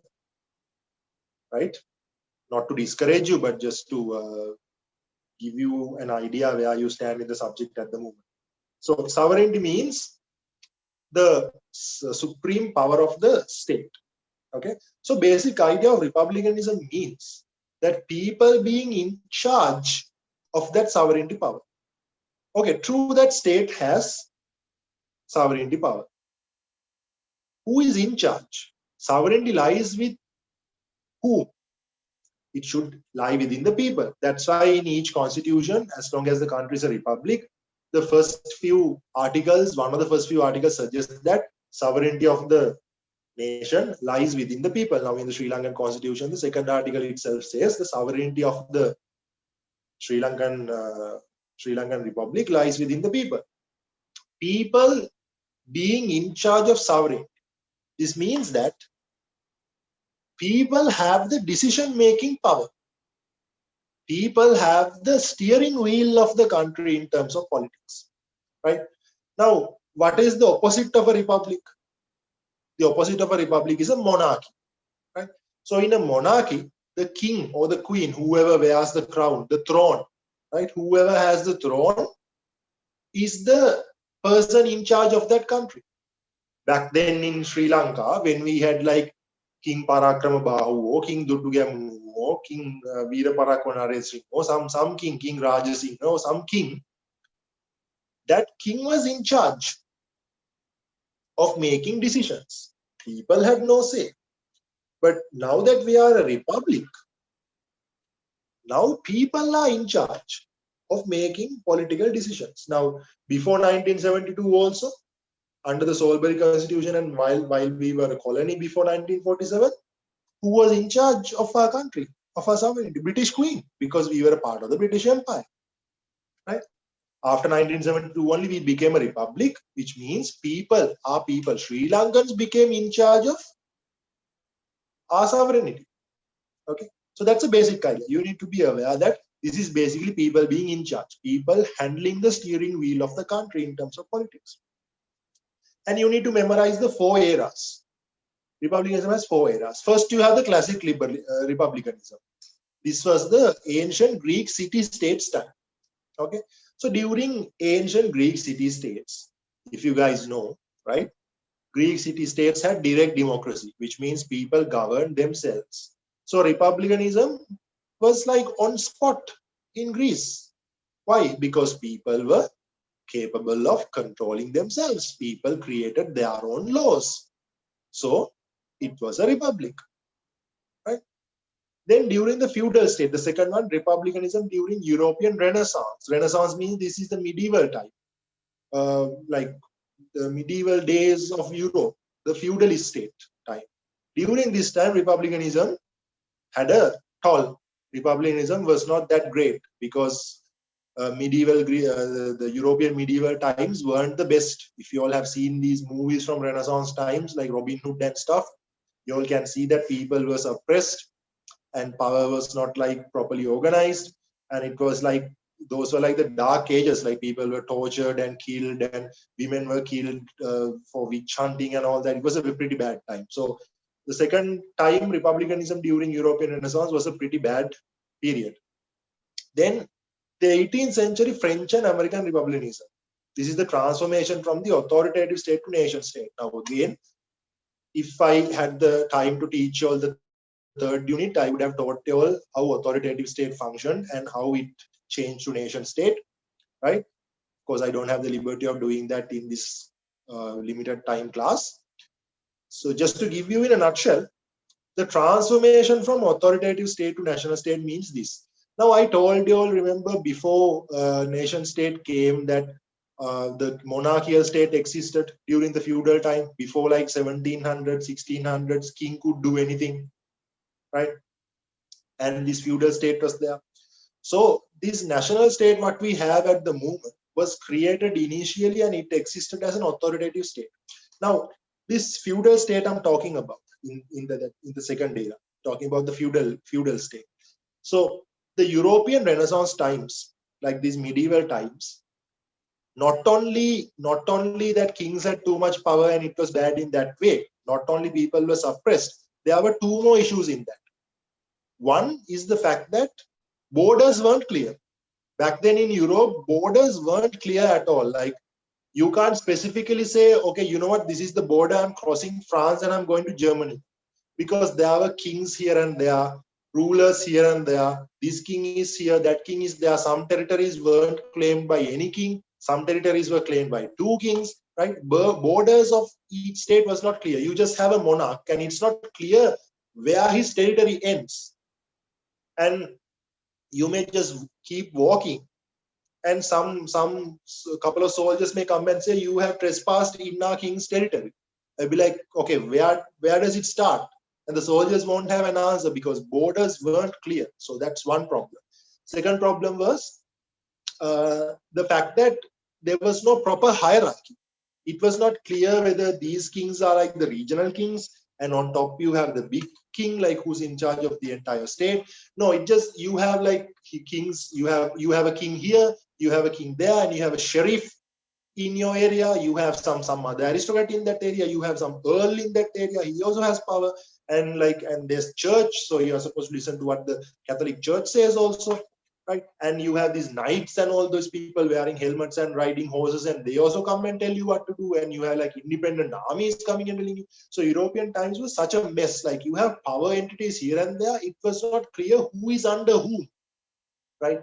Whether the king is under this king and the church and everyone's under church, is everyone under pope, or like you do this, like these armies following some other rule. It's just not clear as to where the power is coming from. That's why you call it a feudal state. It is such a feud. The level of power, like the power connection in this time, is a feud. That's why you call it a feudal state. It is such an unorganized, decentralized system that you can't really identify where the origin of the power is coming from. You can't figure out who is the big boss. Now of course, yes, we do have like provincial council members, we have like municipal council people, you have the ministers and the president, yes, but the municipal council people are under the provincial council people are under the parliament people are under the president. So that there's a proper hierarchy. Back then it did not exist, right? So the beginning of the nation state happened that way. Beginning of the nation state was making your borders clear and having one origin as the power source, as what we are familiar today. Like, we know where our country ends now, right? We know our borders and we know who's the central authority of our political system. So that was started in the 18th century. But the problem was the initial period of this national state again had a king. So you get your borders clear. You make sure that you have one center as the authority, and that authority was also a king. So people did not get that liberty they expected. Again, although now it just back then you were tortured by kings everywhere, and now you have borders clear and one origin clear, and then again you have a king torturing you again. So people were like, no, that this is not going to work. We need to chase these kings away and start having democratic governments. Right? That's why you had like a wave of revolutions going in the late 18th century. American Revolution, English Revolution, French Revolution, and all these sets of revolutions. So during this time, people started discussing what does a republic really mean, because they managed to get the borders sorted. They managed to get like one particular government instead of like these small governments here and there. But then again, that one government was also dominated by a king. People started discussing, you know what? If we are a real republic, we should be in charge. And we have this dude as the king, and he's doing whatever he wants. And again, this is like the Renaissance times. And what's the meaning? And that's why they went into revolutions. And France and America and all these countries, they replaced their monarchies with democratic governments. So during this time, people started talking about the concept of republicanism again. That's why it's considered as the third stage. And of course, you have the fourth stage, which is 20th century republicanism, modern nation state, what we have today, right? People being in charge, people voting, and people not being controlled by the governments, people having their voice, and people having their freedom. That is called the 20th century republicanism. So those are the four stages, right? Before I move on to the core teachings, are there any questions from that part? Any confusions, guys?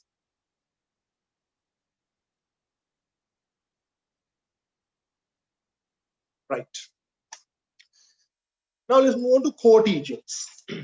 First of all, is something that I've already taught you. Republicanism is totally opposed by monarchy. It in fact developed opposition to monarchy in parallel with liberalism. Now, keep in mind that when it comes to liberalism and republicanism, there are many things that are in parallel. Also, close the door, close the door, close the door. Also, there are certain things that are different from each other, right? You take liberalism and you take republicanism. Certain things are similar, certain things are different. Now, this is one of the similar things. Republicanism is totally opposed to monarchies, right? Monarchies means one king being in charge. Republicanism means people being in charge. So that's similar to liberalism, right?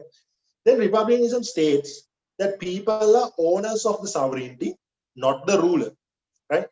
People are the owners of the sovereignty, not the ruler. You may be the ruler, you may be the president, but you don't own sovereignty. We own sovereignty, right?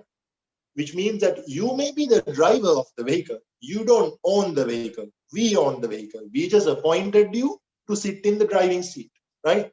So at the moment, if Sri Lanka is a vehicle and if we are the passengers, we can go and tell Mr. Gotabaya Rajapaksa, we have chosen you to drive our vehicle. We believe that you would be a good driver. That's why the majority of us chose you to be the president. That's why the majority of us chose that you should have the steering wheel of the country. That doesn't mean you own the vehicle. We own the vehicle. The ownership of the vehicle lies with us, right? Not you. You are simply the person who's handling the steering. Okay. Technically speaking, steering wheel belongs to us. We just asked you to handle it. We just gave it to you. Okay. Right. Then head of the state should be elected by the people. Now Great Britain or United Kingdom, they are not a monarch, they are not a republic. Why is that? Their head of the state is the British Queen, and the British Queen is not elected by the people. It's a monarchy, that's a constitutional monarchy. Right? Don't confuse that with the monarchies we had back then, because British Queen is just a part of the government, because it's a constitutional monarchy. Constitution recognizes, right? That's a debate that's a topic for a different day. But just keep in mind that they are not a full proper republic, because the head of the state is not elected by people, and that's a monarch. Then Next one, citizens should be politically active, vigilant, and participatory. This is what you call civic virtue. In a republic, now this is an important point. Citizens should be politically active, vigilant, and participatory. Citizens have to make sure that they are very active, that they participate in political activities in the state. Also, they have to be very vigilant of what's happening around. This is a point that is different from liberalism. Republicanism is different from liberalism in this point alone. That is because in liberalism, liberalism doesn't necessarily expect people to be active or participate or vigilant. Liberalism is about people, you all have your freedom to do whatever you want. If you want, be politically active. If you don't want to be politically active, just go ahead and put your barbecues and drink beer and watch cricket or whatever, anything you want. It's up to you, right? That's how Americans work. Americans are liberal. It's like you want to just put a barbecue and drink beer and watch 4th of July fireworks. Fine. You don't want to vote. Fine. It's not a problem, right? But if you are a republic, if you are a country that promotes republicanism, you promote the idea of no, you need to be politically active. Now in Australia, it is compulsory for you to vote. If you don't vote, that you have to pay a fine. That means they want the people to participate in political activities. Okay, it's like that. Then next point is when citizens are organized in a political community, its main objective is to achieve common good for all members through political action. Right? When citizens are organized in a political community, what is the main objective? It is to achieve common good for all members. So when people are being active politically, it assures that that all members of the society gains better. Okay. And then next one, the goal and the purpose of politics is freedom. Only an active citizenship can defend freedom. This is called civic engagement. Now, as I told you, in liberal countries, the countries who are promoting liberalism, they don't really expect people to be active. They say you all are free. State can't really take it. That's what Americans say. This is a free country. This is a free country. People are free. You have the liberty to do whatever you want, right? You don't have to take part in politics. You can take part in politics. You can be interested in politics if you want. If you don't want, then fine, right? But in countries that promote being a republic, what happens is that they promote that you need to be active, my friend. You are free, but if you want to protect your freedom, you have to be active. Otherwise, the state would take it away. So you have to be active in order to protect the freedom you have. But if you are a country that promotes liberalism, no one can take it away. You have it, right? So those are the core teachings. And next we have to move on to liberalism and republicanism, the difference between these two. So before we move on to that, are there any questions?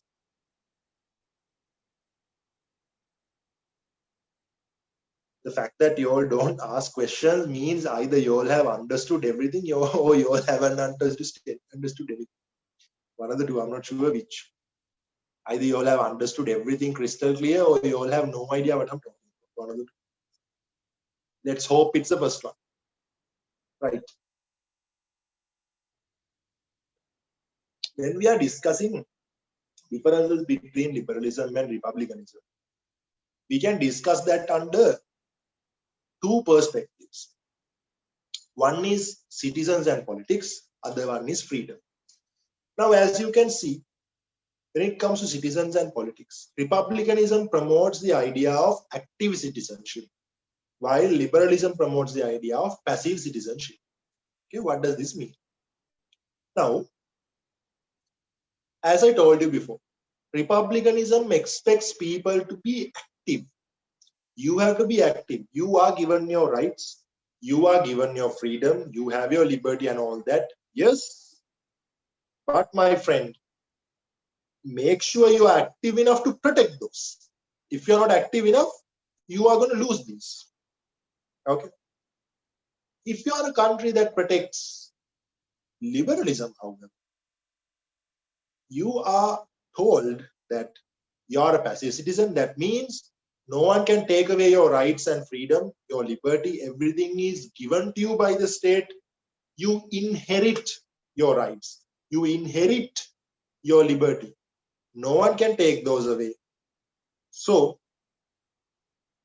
it's up to you. You don't have to be active if you don't want to. We promote you being liberal. Now I will give you a very basic example for you to understand this. Something very basic. Imagine you all having a drive with your parents. You all are having a drive with your parents to go some outstation area. Okay, let's say your father is driving and you are in the back seat. Okay. Now either your father can promote being a republic or your father can promote being liberal. One of the two. Okay. If your father promotes being a republic, that means your father is like, my child, my son or my daughter, is the person is in charge of this vehicle. So you should be telling me which route to take, where to stop for bathroom breaks, where to stop for tea, where to stop for coffee, where to stop for lunch, right? You need to be telling me. Okay. If your father promotes being liberalism is like, you are the citizen, you are a citizen inside this vehicle, so I want you to have your freedom. So you can do whatever you want in the backseat. If you want to listen to music, if you want to play a game, or you can just lay down, have a nap, or if you want, you can just come here and tell me which route to take. If you want, you can tell me which route to take, where to stop and all that. If you don't want, you can lay down, or you can play games, or you can watch a movie or whatever. I'm not going to violate your liberty. Right? Now you see, if your father promotes the idea of you being liberal, he's not going to violate your liberty and let you do whatever you want, which means deciding which route to take as a vehicle is optional for you. In order to get your input as to where to go, which route to take, your father is not going to compromise your liberty. Because let's say you are listening to a song and you are watching a movie or you are chatting with someone and your father pokes you saying, here, tell me where to go. And that would be compromising your liberty. Your father is not going to do that if he is promoting liberalism. But if he is a father who promotes being a republic, is like he is or he or she is the citizen of this vehicle. So he should decide where to go. And he should be active, vigilant as to where the vehicle goes, and participatory as to this journey. So he's going to poke you and be like, tell me where to go, because you are in charge. I'm not going to decide where to go because it's your call. You are in charge of sovereignty. Okay. I understand there is a compromise. It's a slight compromise of your liberty. But in order to make sure that your rights are protected as to decide the direction of the vehicle, it has to be compromised. Right? Understand? So that's what countries do. In the US, it's like a liberal dad. It's like, you know what? We are having an election. You guys want to vote? If you want, you can come and vote. I'm not going to tell you what to do. If you all want, you can just lay on your couch and watch some other sports channel or some cooking channel or something like that without caring one bit that we are having an election. All yours. Or if you want, you have your full freedom to, insult any of the presidential candidate by making memes or go social media, attack the person, make TikTok videos scolding Donald Trump or Joe Biden, or like come out and vote, hold boards and say, not my president, or we love you, president, or something like that. Or if you want, you don't have to do any of that. If you want, just, stay on the couch and watch Stranger Things new season, if you want. All yours. Decision is all yours, right? But in Australia, it's the other way around. In Australia, they promote being a republic, right? We understand that you may have other plans, and we are really sorry to compromise your liberty and nag you a little. but come and vote, because we are a republic and y'all are in charge. And as a government, we don't want to, decide everything. You guys should make the decision. So alter your plans. Please come to the voting station, voting center, cast your vote and go. Okay. That is the basic idea of an active citizen and a passive citizen. Now you can see that being a republic doesn't mean that you are not a liberal country. Being a liberal country doesn't mean that you are not a republic, right? It's just a matter of what you prioritize. Depending on what you prioritize, it differs what sort of citizenship you have for your citizens. Now, in terms of freedom also, you can see that according to liberalism, individual freedom is prioritized. And the basic idea is that according to liberalism, freedom is given to you. You inherit freedom. And you don't have to do anything to protect it. It's not your job. You are given freedom, my friend. This is a liberal country. You don't have to do anything. It's government, it's states' duty to make sure that you have your liberty. If it's a republic, no. In a republic, they say you have liberty, my friend, but you have to work to protect that. You have a duty. It is your duty to be active, participatory, and vigilant, and make sure that you have your freedom. Okay. And that's the basic idea. So other than that, when it comes to the contemporary Republican thought, now this is the fourth stage we are talking about. You should remember these couple of names: Hannah Arendt, Quentin Skinner, and Philip Petit. These people are the ones who came up with this idea, like contemporary Republican thought, and it has 3 points: freedom, civic engagement, and civil republicanism.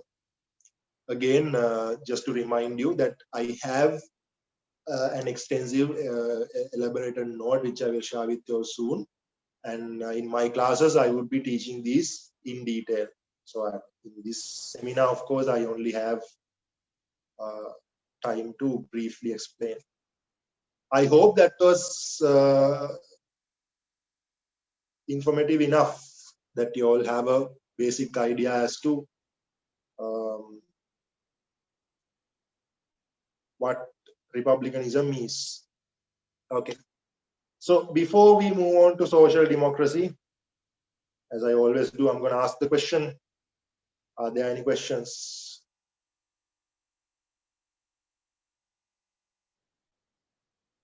Okay. No questions? Right. Oh, now take a look at this slide. Social democracy. Guys, is this good enough? Do I have to zoom it more? Can you all read these slides?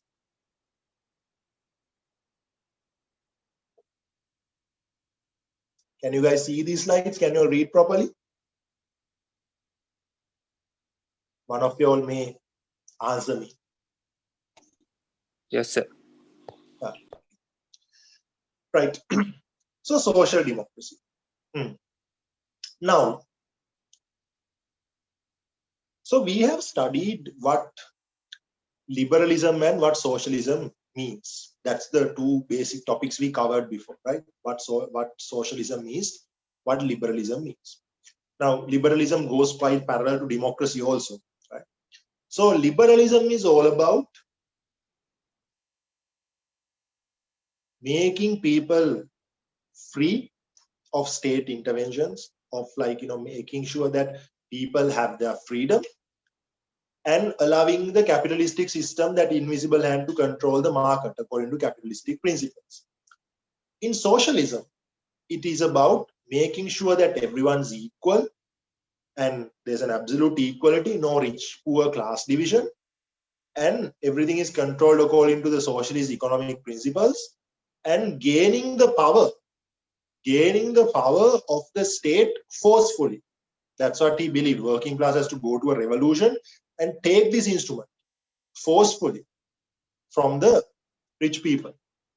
Okay, that's how they took power in Soviet Union. That's how they took power in Cuba. That's how they took power in China, right? Every socialist country came to power with a revolution, with an armed revolution, right? So there were a bunch of people who didn't agree with any of these entirely. Now, if you all have done Venn diagrams, the ones who do logic must be familiar with this. Even the other ones should be familiar with these charts, Venn diagrams for basic maths, right? So when you have like a diagram, when you have a circle like this and another circle like this, there's a small area that belongs to both circles, right? The common area. So it was like that odd group who partially agreed with socialism and partially agreed with liberal democracy. There were some people, most notably you can see in the bottom of this slide, Edward Bernstein was the most important person in this regard. There were people who thought, you know what, both these theories seem to have points. I understand, as a liberal democracy says, that people should have their freedom. Also, I understand the fact that, as the socialists say, that, you know what, there should be equality also, right? What if we create a theory with both these features? So basically, these people wanted to take that people being free, that idea of people being free from liberal democracy, and leave out that capitalistic market creating and controlling the economy, because they thought that creates inequality among people. And they want to take people being equal and not having classes, and the profit being divided fairly and all that from the socialist theory, and they want to leave out that revolution part where you go into war and you sort of take arms and you forcefully take the power of state to the working class through a bloody revolution. So they were like, what if we apply socialist principles through parliament democracy, right? So first part, we are going to play according to liberal democratic rules. That means we are going to contest an election, we are going to win the election, we are going to get the power of the parliament, and we are going to form a government. And then we are shifting to socialist part, and we are going to apply socialist economic principles instead of capitalistic economic principles, which are harmful for poor people and most layers of the society. This is the basic idea. Now you can see in the slide it is mentioned. In basic terms, social democracy is the idea of applying socialism with basic principles of parliament democracy. Since the original Marxist idea features an armed revolution, the social democratic idea is preferred by some people as it is a non-violent ideology. Right? Social democracy can also be identified as a combination of both socialism and democracy. Now, this is not that simple. I need to remind you again. This is more elaborated than that. It will be there in my other note. This is the basic idea. So it's basically taking socialism and democracy. This is to give you this idea in a nutshell. Okay. So, in Sri Lanka, we have so many socialist parties who idolize Karl Marx and who follow socialism and communism. Most notably, you have JVP and you have Lanka Samasamaja Party, Communist Party, right? And Socialist Equalist Party, United Socialist Party, Sri Lanka Mahajana Party, Mahajana Eksat Peramuna. There are so many socialist parties in Sri Lanka. And all these parties are technically social democratic parties because they haven't tried an armed revolution. Instead, they try to contest for parliamentary election, get power in the parliament, form a government, or at least take part in a government and apply socialist principles. Except for JVP, who attempted twice the original Marxist way, which is taking the power through a revolution, and both attempts were unsuccessful and very violent. So they also shifted to the democratic way. So they are social democratic parties technically, right? So you can see the origin, that this was originated in Germany, and it was based on the German working class movement. And the German working class movement later created the German Social Democratic Party, and it started off, the social democratic theory became mainstream with that. And you can see social democracy is similar and parallel to modern liberalism. If you remember those three eras I told you about liberalism, classic, modern, and neo. So in modern liberalism, as I told you, that they are going with the basic idea of liberalism, but the state does welfare activities to take care of the lower layers of the society. So in a way, social democracy and modern liberalism kind of say the same thing, right? social democracy and modern liberalism, which is basically welfare state, are kind of similar and parallel. The only difference is modern liberalism is like an updated version of liberalism, while social democracy is more like an updated version of socialism. It's like this is a mixed school, but this person came to a mixed school from a boys' school, and this person came to a mixed school through a girls' school, sort of a thing. It just differs from where they're coming from, but after all, they are in the same vicinity. Okay, right. So that's about social democracy. Again, any questions?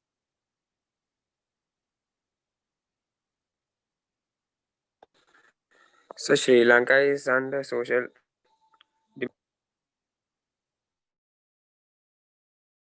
Yeah, I was explaining. Now Sri Lanka is not exactly a social democratic country, because we are more like a liberal country. As I explained, we are a liberal country. If you remember, like, if you all have heard that from 1970 to 1977, while we had Prime Minister Sooriyabandara, during that time, some say that that we followed socialist theories, and like the country was short of food and all that, right? So during that time, it was actually we were following social democracy, right? Because it was a government who came to power through parliament democracy, but they followed some strict socialist principles. They followed a closed market economy and all that, right? Okay. So we have nationalism and secularism and feminism. Okay. It will take about 10 to 15 minutes to finish this. Huh? Right. Okay. So nationalism. As you can see, it says in this note, nationalism is basically the idea of the citizens. Basically, the idea of the citizens of a state sharing a common bond for being the citizens of the same state. Right. This means that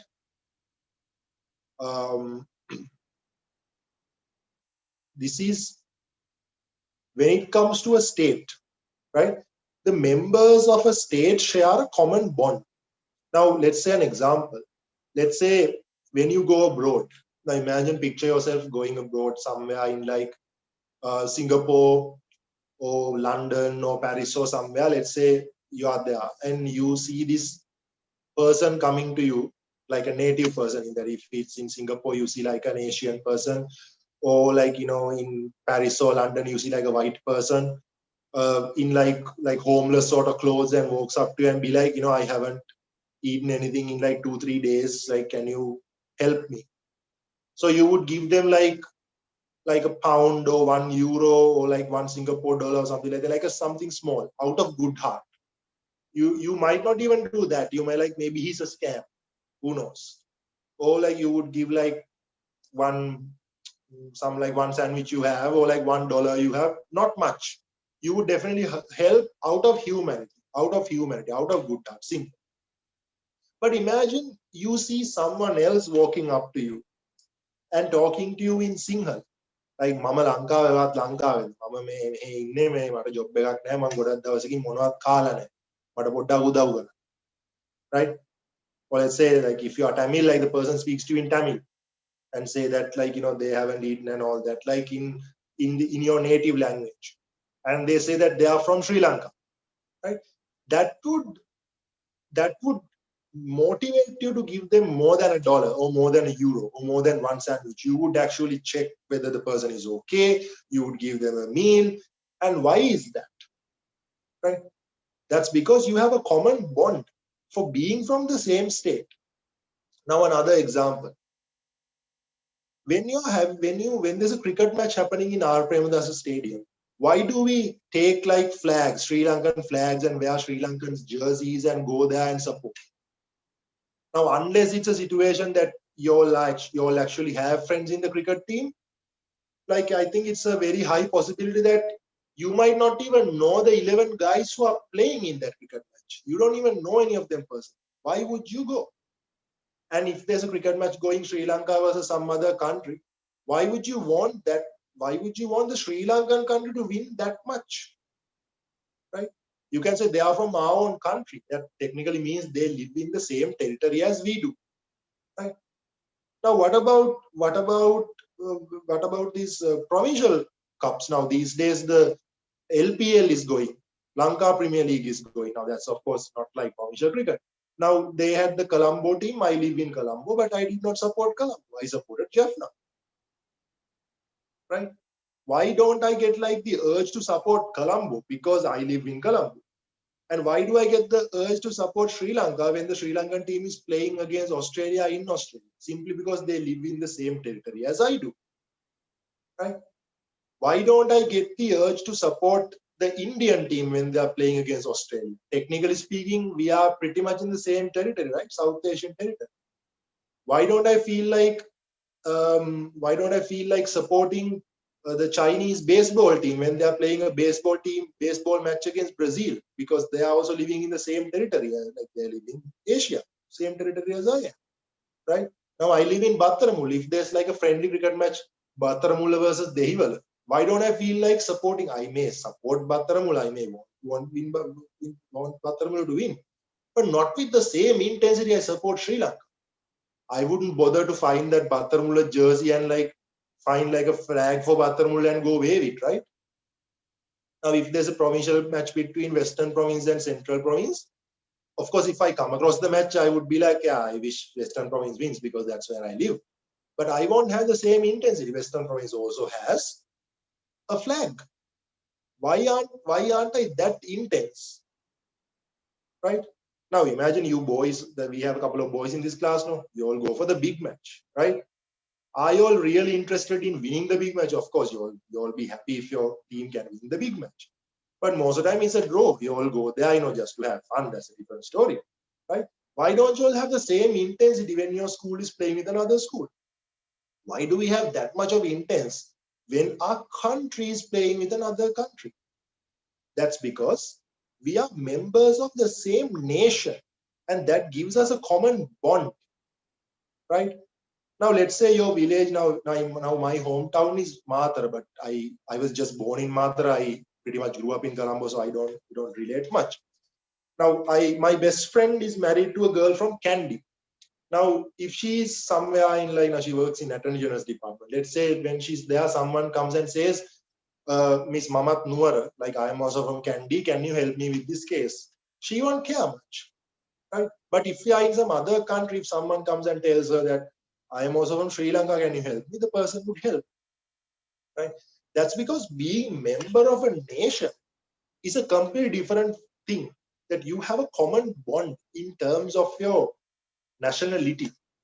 Okay, so you can see that the concept of nationalism is about a common bond people have with each other, right? You can see the concept of nationalism gain more recognition following the formation of nation state. Of course, as I told you, in the Renaissance times, it wasn't even clear what borders are there in a state, right? Now we have the borders clear and we have a clear idea of which nation we belong to. So because of that, the concept of nationalism have gained much more recognition in the recent times. Okay. And the slide further says, other than the nation of a state, following nationalism, the concept of nationalism is also related to racial identities as well, right? What does this mean? Now, back then, nationalism only meant being a member of a state, right? But now ethnicity is also coming into consideration. Now, this is sort of harmful from a political perspective. As you can see, these are recent developments. Now there are Sinhala nationalists, there are Hindu nationalists, Russian nationalists, English nationalists, basically based on your ethnicity. This happens when societies become more and more plural, when you have more and more ethnicities living in the same society. Different races start uniting together as nationalists, right? As nations. Now, within a state, the concept of nationalism can create unity or even disunity. if the members of the state are being nationalistic in terms of their state, that creates unity. Everyone thinking as Sri Lankans. But if people are thinking as their ethnicities, if people start thinking as Sinhala nationalists, Hindu nationalists, and like Tamil nationalists and Muslim nationalists and all that, then that can create a disunity among the state because people get divided. Okay, right. Then you have three approaches in terms of nationality. First, you have the modernist approach. This is also known as a nation state approach, but we discussed being a member of a country. Then the primordial approach is a sociological approach, also known as that, which means that the second one we talked about, people being nationalistic related to their ethnicity. And third, you have the instrumentalist approach. This is something Karl Marx said. Now, if you remember, Karl Marx said that the state is an instrument used by the rich people to suppress the poor. So Karl Marx believes that this idea of nationalism is a trick played by the rich people. Karl Marx thinks that idea of nationalism sort of tempts people to love the very thing that suppresses them. Right? Now, nation state, according to Karl Marx, state is the instrument that suppresses you. State is like a cane that someone hits you with. And this concept sort of like makes you love that cane, very cane that hits you. That's that idea. Okay. So they say it's a rich people's trick, rich man's trick, that they get you to love the very same thing that they use against you. Okay. Then of course you have the concept of nation and nationality. So basically the word nation means the format of the modern state. Every nation is a state, right? Every country is a nation and it is a state. Every state is created based on this format, nation. Then the term nationality stands for that common bond which is shared by the members of the state. Nationality is what we have. That's why we all of us share a common flag, a common national anthem, and all that. Then you have national state, nation state nationality and ethnic nationality. This is what I explained before, right? Nation state nationality is the concept of nationality which is attached to the modern nation state and its citizens. For example, Sri Lankan nation, Indian nation. Ethnic nationality, it is the political consciousness of a group of people being a separate cultural community within a national state, nation state, which is, you can see, Sinhala nationalism in Sri Lanka, Hindu nationalism in India, and so on. That was pretty straightforward and simpler than the previous ones. Now we have secularism. And again, any questions, anyone?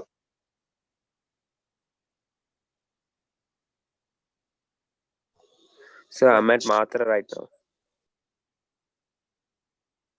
now. Was that a question?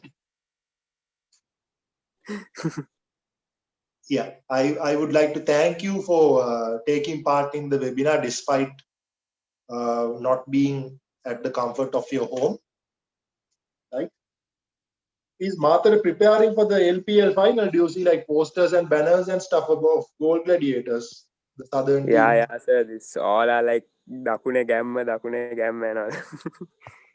It's basically, I think every other province is supporting Jaffna at this moment.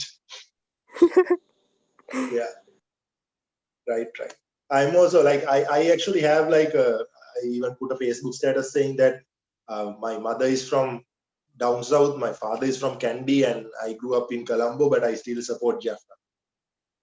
It's franchise cricket after all. The teams are simply named after a city. That's all. They are not representing the area anyway. Right. So let's move on to secularism and feminism, and we can conclude this unit. This is actually a huge unit that normally in other lessons I have taken only one part. Now for this I want to cover all 8. That's why it has gone up like 8:45.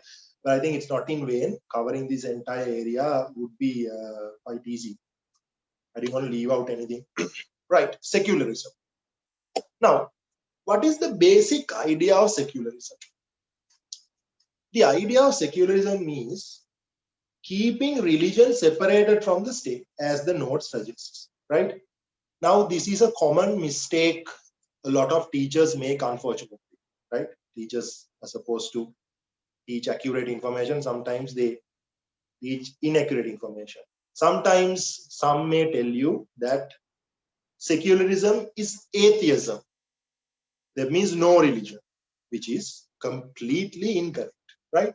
Atheism is something else. Atheism basically means that not being affiliated with the religion and basically denying and rejecting the religion. That's what atheism means, not believing in a religion.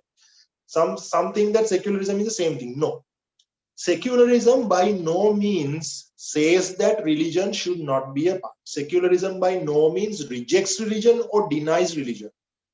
Okay? Simply it means that you need to keep religion away from the state and politics, right? Do you want to do politics? Do you want to do something regarding state? Keep religion away from that. That's what secularism means. It's like you can have your religion, you can follow your religion, you have your freedom to follow your religion. Just keep that away from politics. That's the basic idea. So basically, it's keeping religion separated from the state, or else keeping religion separated from politics, right? Now, the second point of the slide shows this should not be mistaken for atheism, as that refers to denial and rejection of religion, as secularism is simply the prevention of the religion being involved in political affairs of affairs in a country. Now, why do we do that? That's because religion is something very sensitive. Now, these days, you can see this matter of the Muslim victims of COVID being cremated.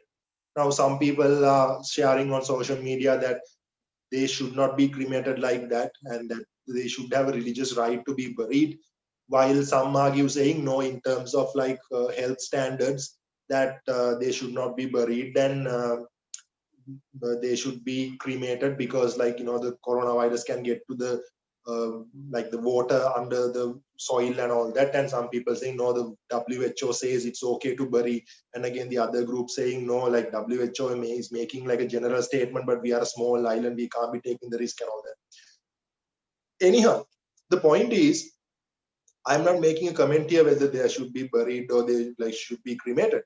The point is that this is a very sensitive matter, because religion is something people are very close to. It's a very sensitive, heart-touching matter which involves a lot of emotions. And the moment it turns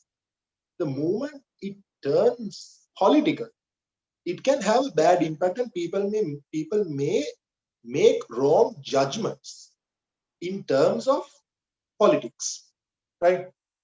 Now, if people start attacking the government, or some political party starts using this as a slogan, targeting the votes of the Muslims. Now, let's say a political party comes and starts protesting, saying that no, the burials should be carried forward, forced cremation should be stopped.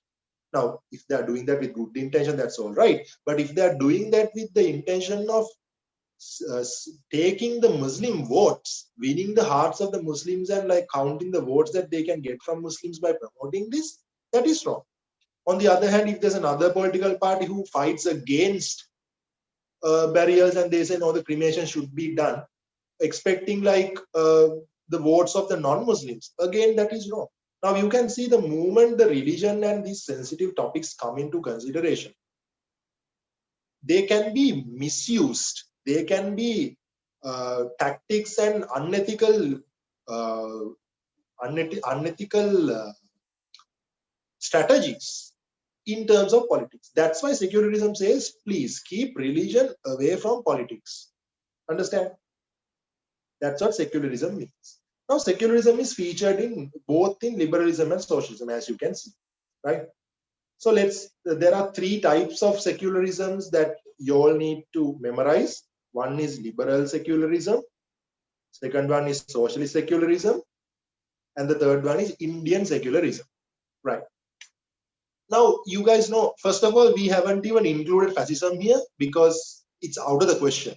Fascism, as you guys know, fascism sort of makes the leader divine. Like they believe like Hitler is, the Germans were made believe Hitler is sort of God, and it's out of the question. That religion is completely out. Pretty much everything is out of fascism. So we don't even consider that. It's out of the question.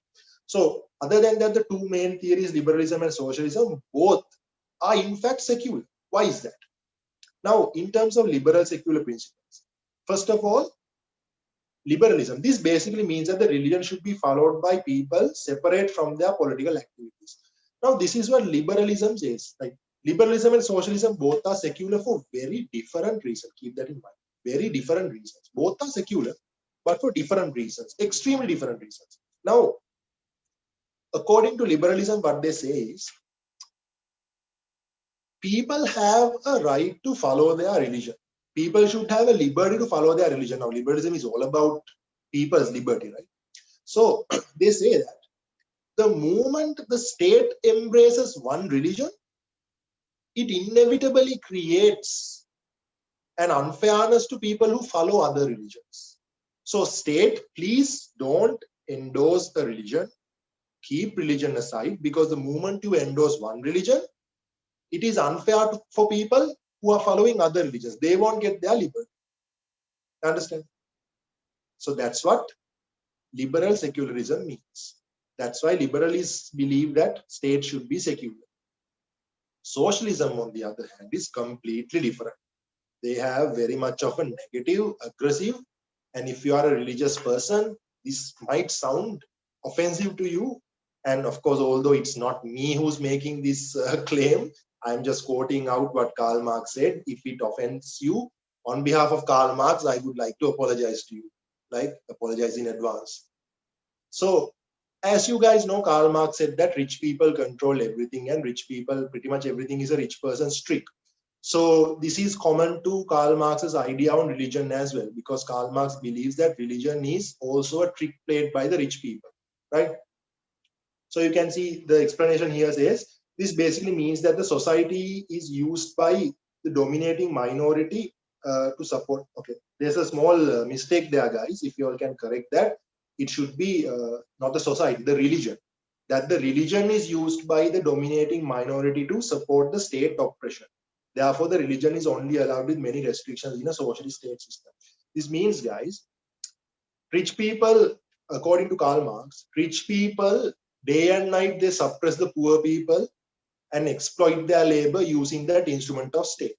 And they use religion to sort of distract and justify what they do, which means that people who are facing exploitation, people who are being suppressed by the state, they would just go to church or go to temple and just make up their mind thinking, you know, that's God's will. That's just how the world it is, and that's just how the normal, and God will always take care of us. And they are sort of like being okay with state suppression. Okay. And once again, I apologize. I'm just quoting out what Karl Marx said. According to Karl Marx, religion is like the drug of people who are suffering in pain. So they say, like Marx say, that when people are going through state suppression and they are going through so much pain, they just take like a dose of religion just to distract themselves from the fact that they are being exploited. Okay. I did not mention what he specifically mentions, what type of drug it is. Like, I don't want to mention that. First of all, this is an education class. I don't want to mention drug names here. And the other one, it would even sound more offensive to the ones who are quite sensitive about religion. So my apologies, guys. I'm just quoting out what Karl Marx said. But I think now you all have a proper idea that socialists are strictly against religion because they believe religion is used by the rich people to support their cause of oppressing, right?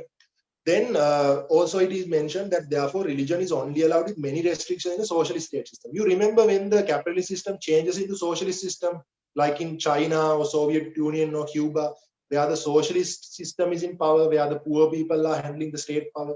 In that case, the religion is only allowed to function with many restrictions. They monitor what the religions say.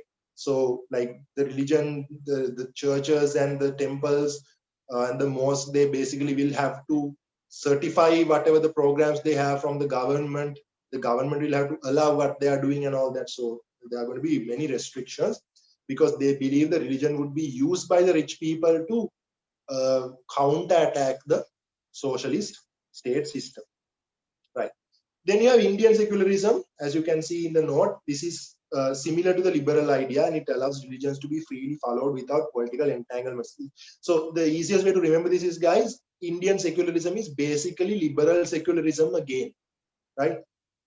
It is, I personally don't think that it is actually a separate type of a secularism, because this is pretty much against liberal secularism. The only thing is, India is a country that has been applying secularism quite successfully, given the fact that they have like some 4,000 odd religions in India. They have done a fantastic job applying secularism through their constitution. So they sort of deserve a mention here. That's why they deserve a separate category for themselves. Other than that, this is pretty much, in terms of theory, this is pretty much the liberal secularist system itself, right? Then you have, however, even under secularism, it is difficult to prevent the religious interventions in politics. In world politics also, secularism is considered as an important feature. So practically, guys, it is not possible, pretty much impossible to prevent religious intervention, because it's a very thin line. It's very difficult to draw a line now in terms of this burial and cremation issue. Although that I can say that according to secular principles that we should keep this away from politics, it is very difficult because the decision making is up to the government, right? So it's a matter for the government to decide whether to allow burials again or whether to go again, continue with cremations. And the government is ran by a political party who had a policy paper, right? So inevitably it is connected to politics. So it is very difficult to follow secularism in a proper manner. Even in world politics, secularism considered as an important feature, especially with the influence of the Pope. Like the world leaders have to listen to the Pope, and of course then now this idea of like the idea of Islam and these ISIS attacks, and then being Islamophobia going on, and the state leaders having to address that issue, these Western countries, and allowing immigration. All these things are connected to religion. So countries are attempting to be secular more and more, but it is more and more challenging to be secular as the time goes. Okay.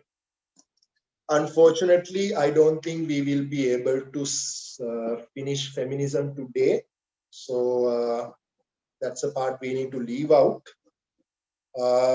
We shall study that on a different day. So for today, we'll stop from here. Tomorrow, we are going to start at 5. Tomorrow, we are going to start at 5 and finish a little earlier.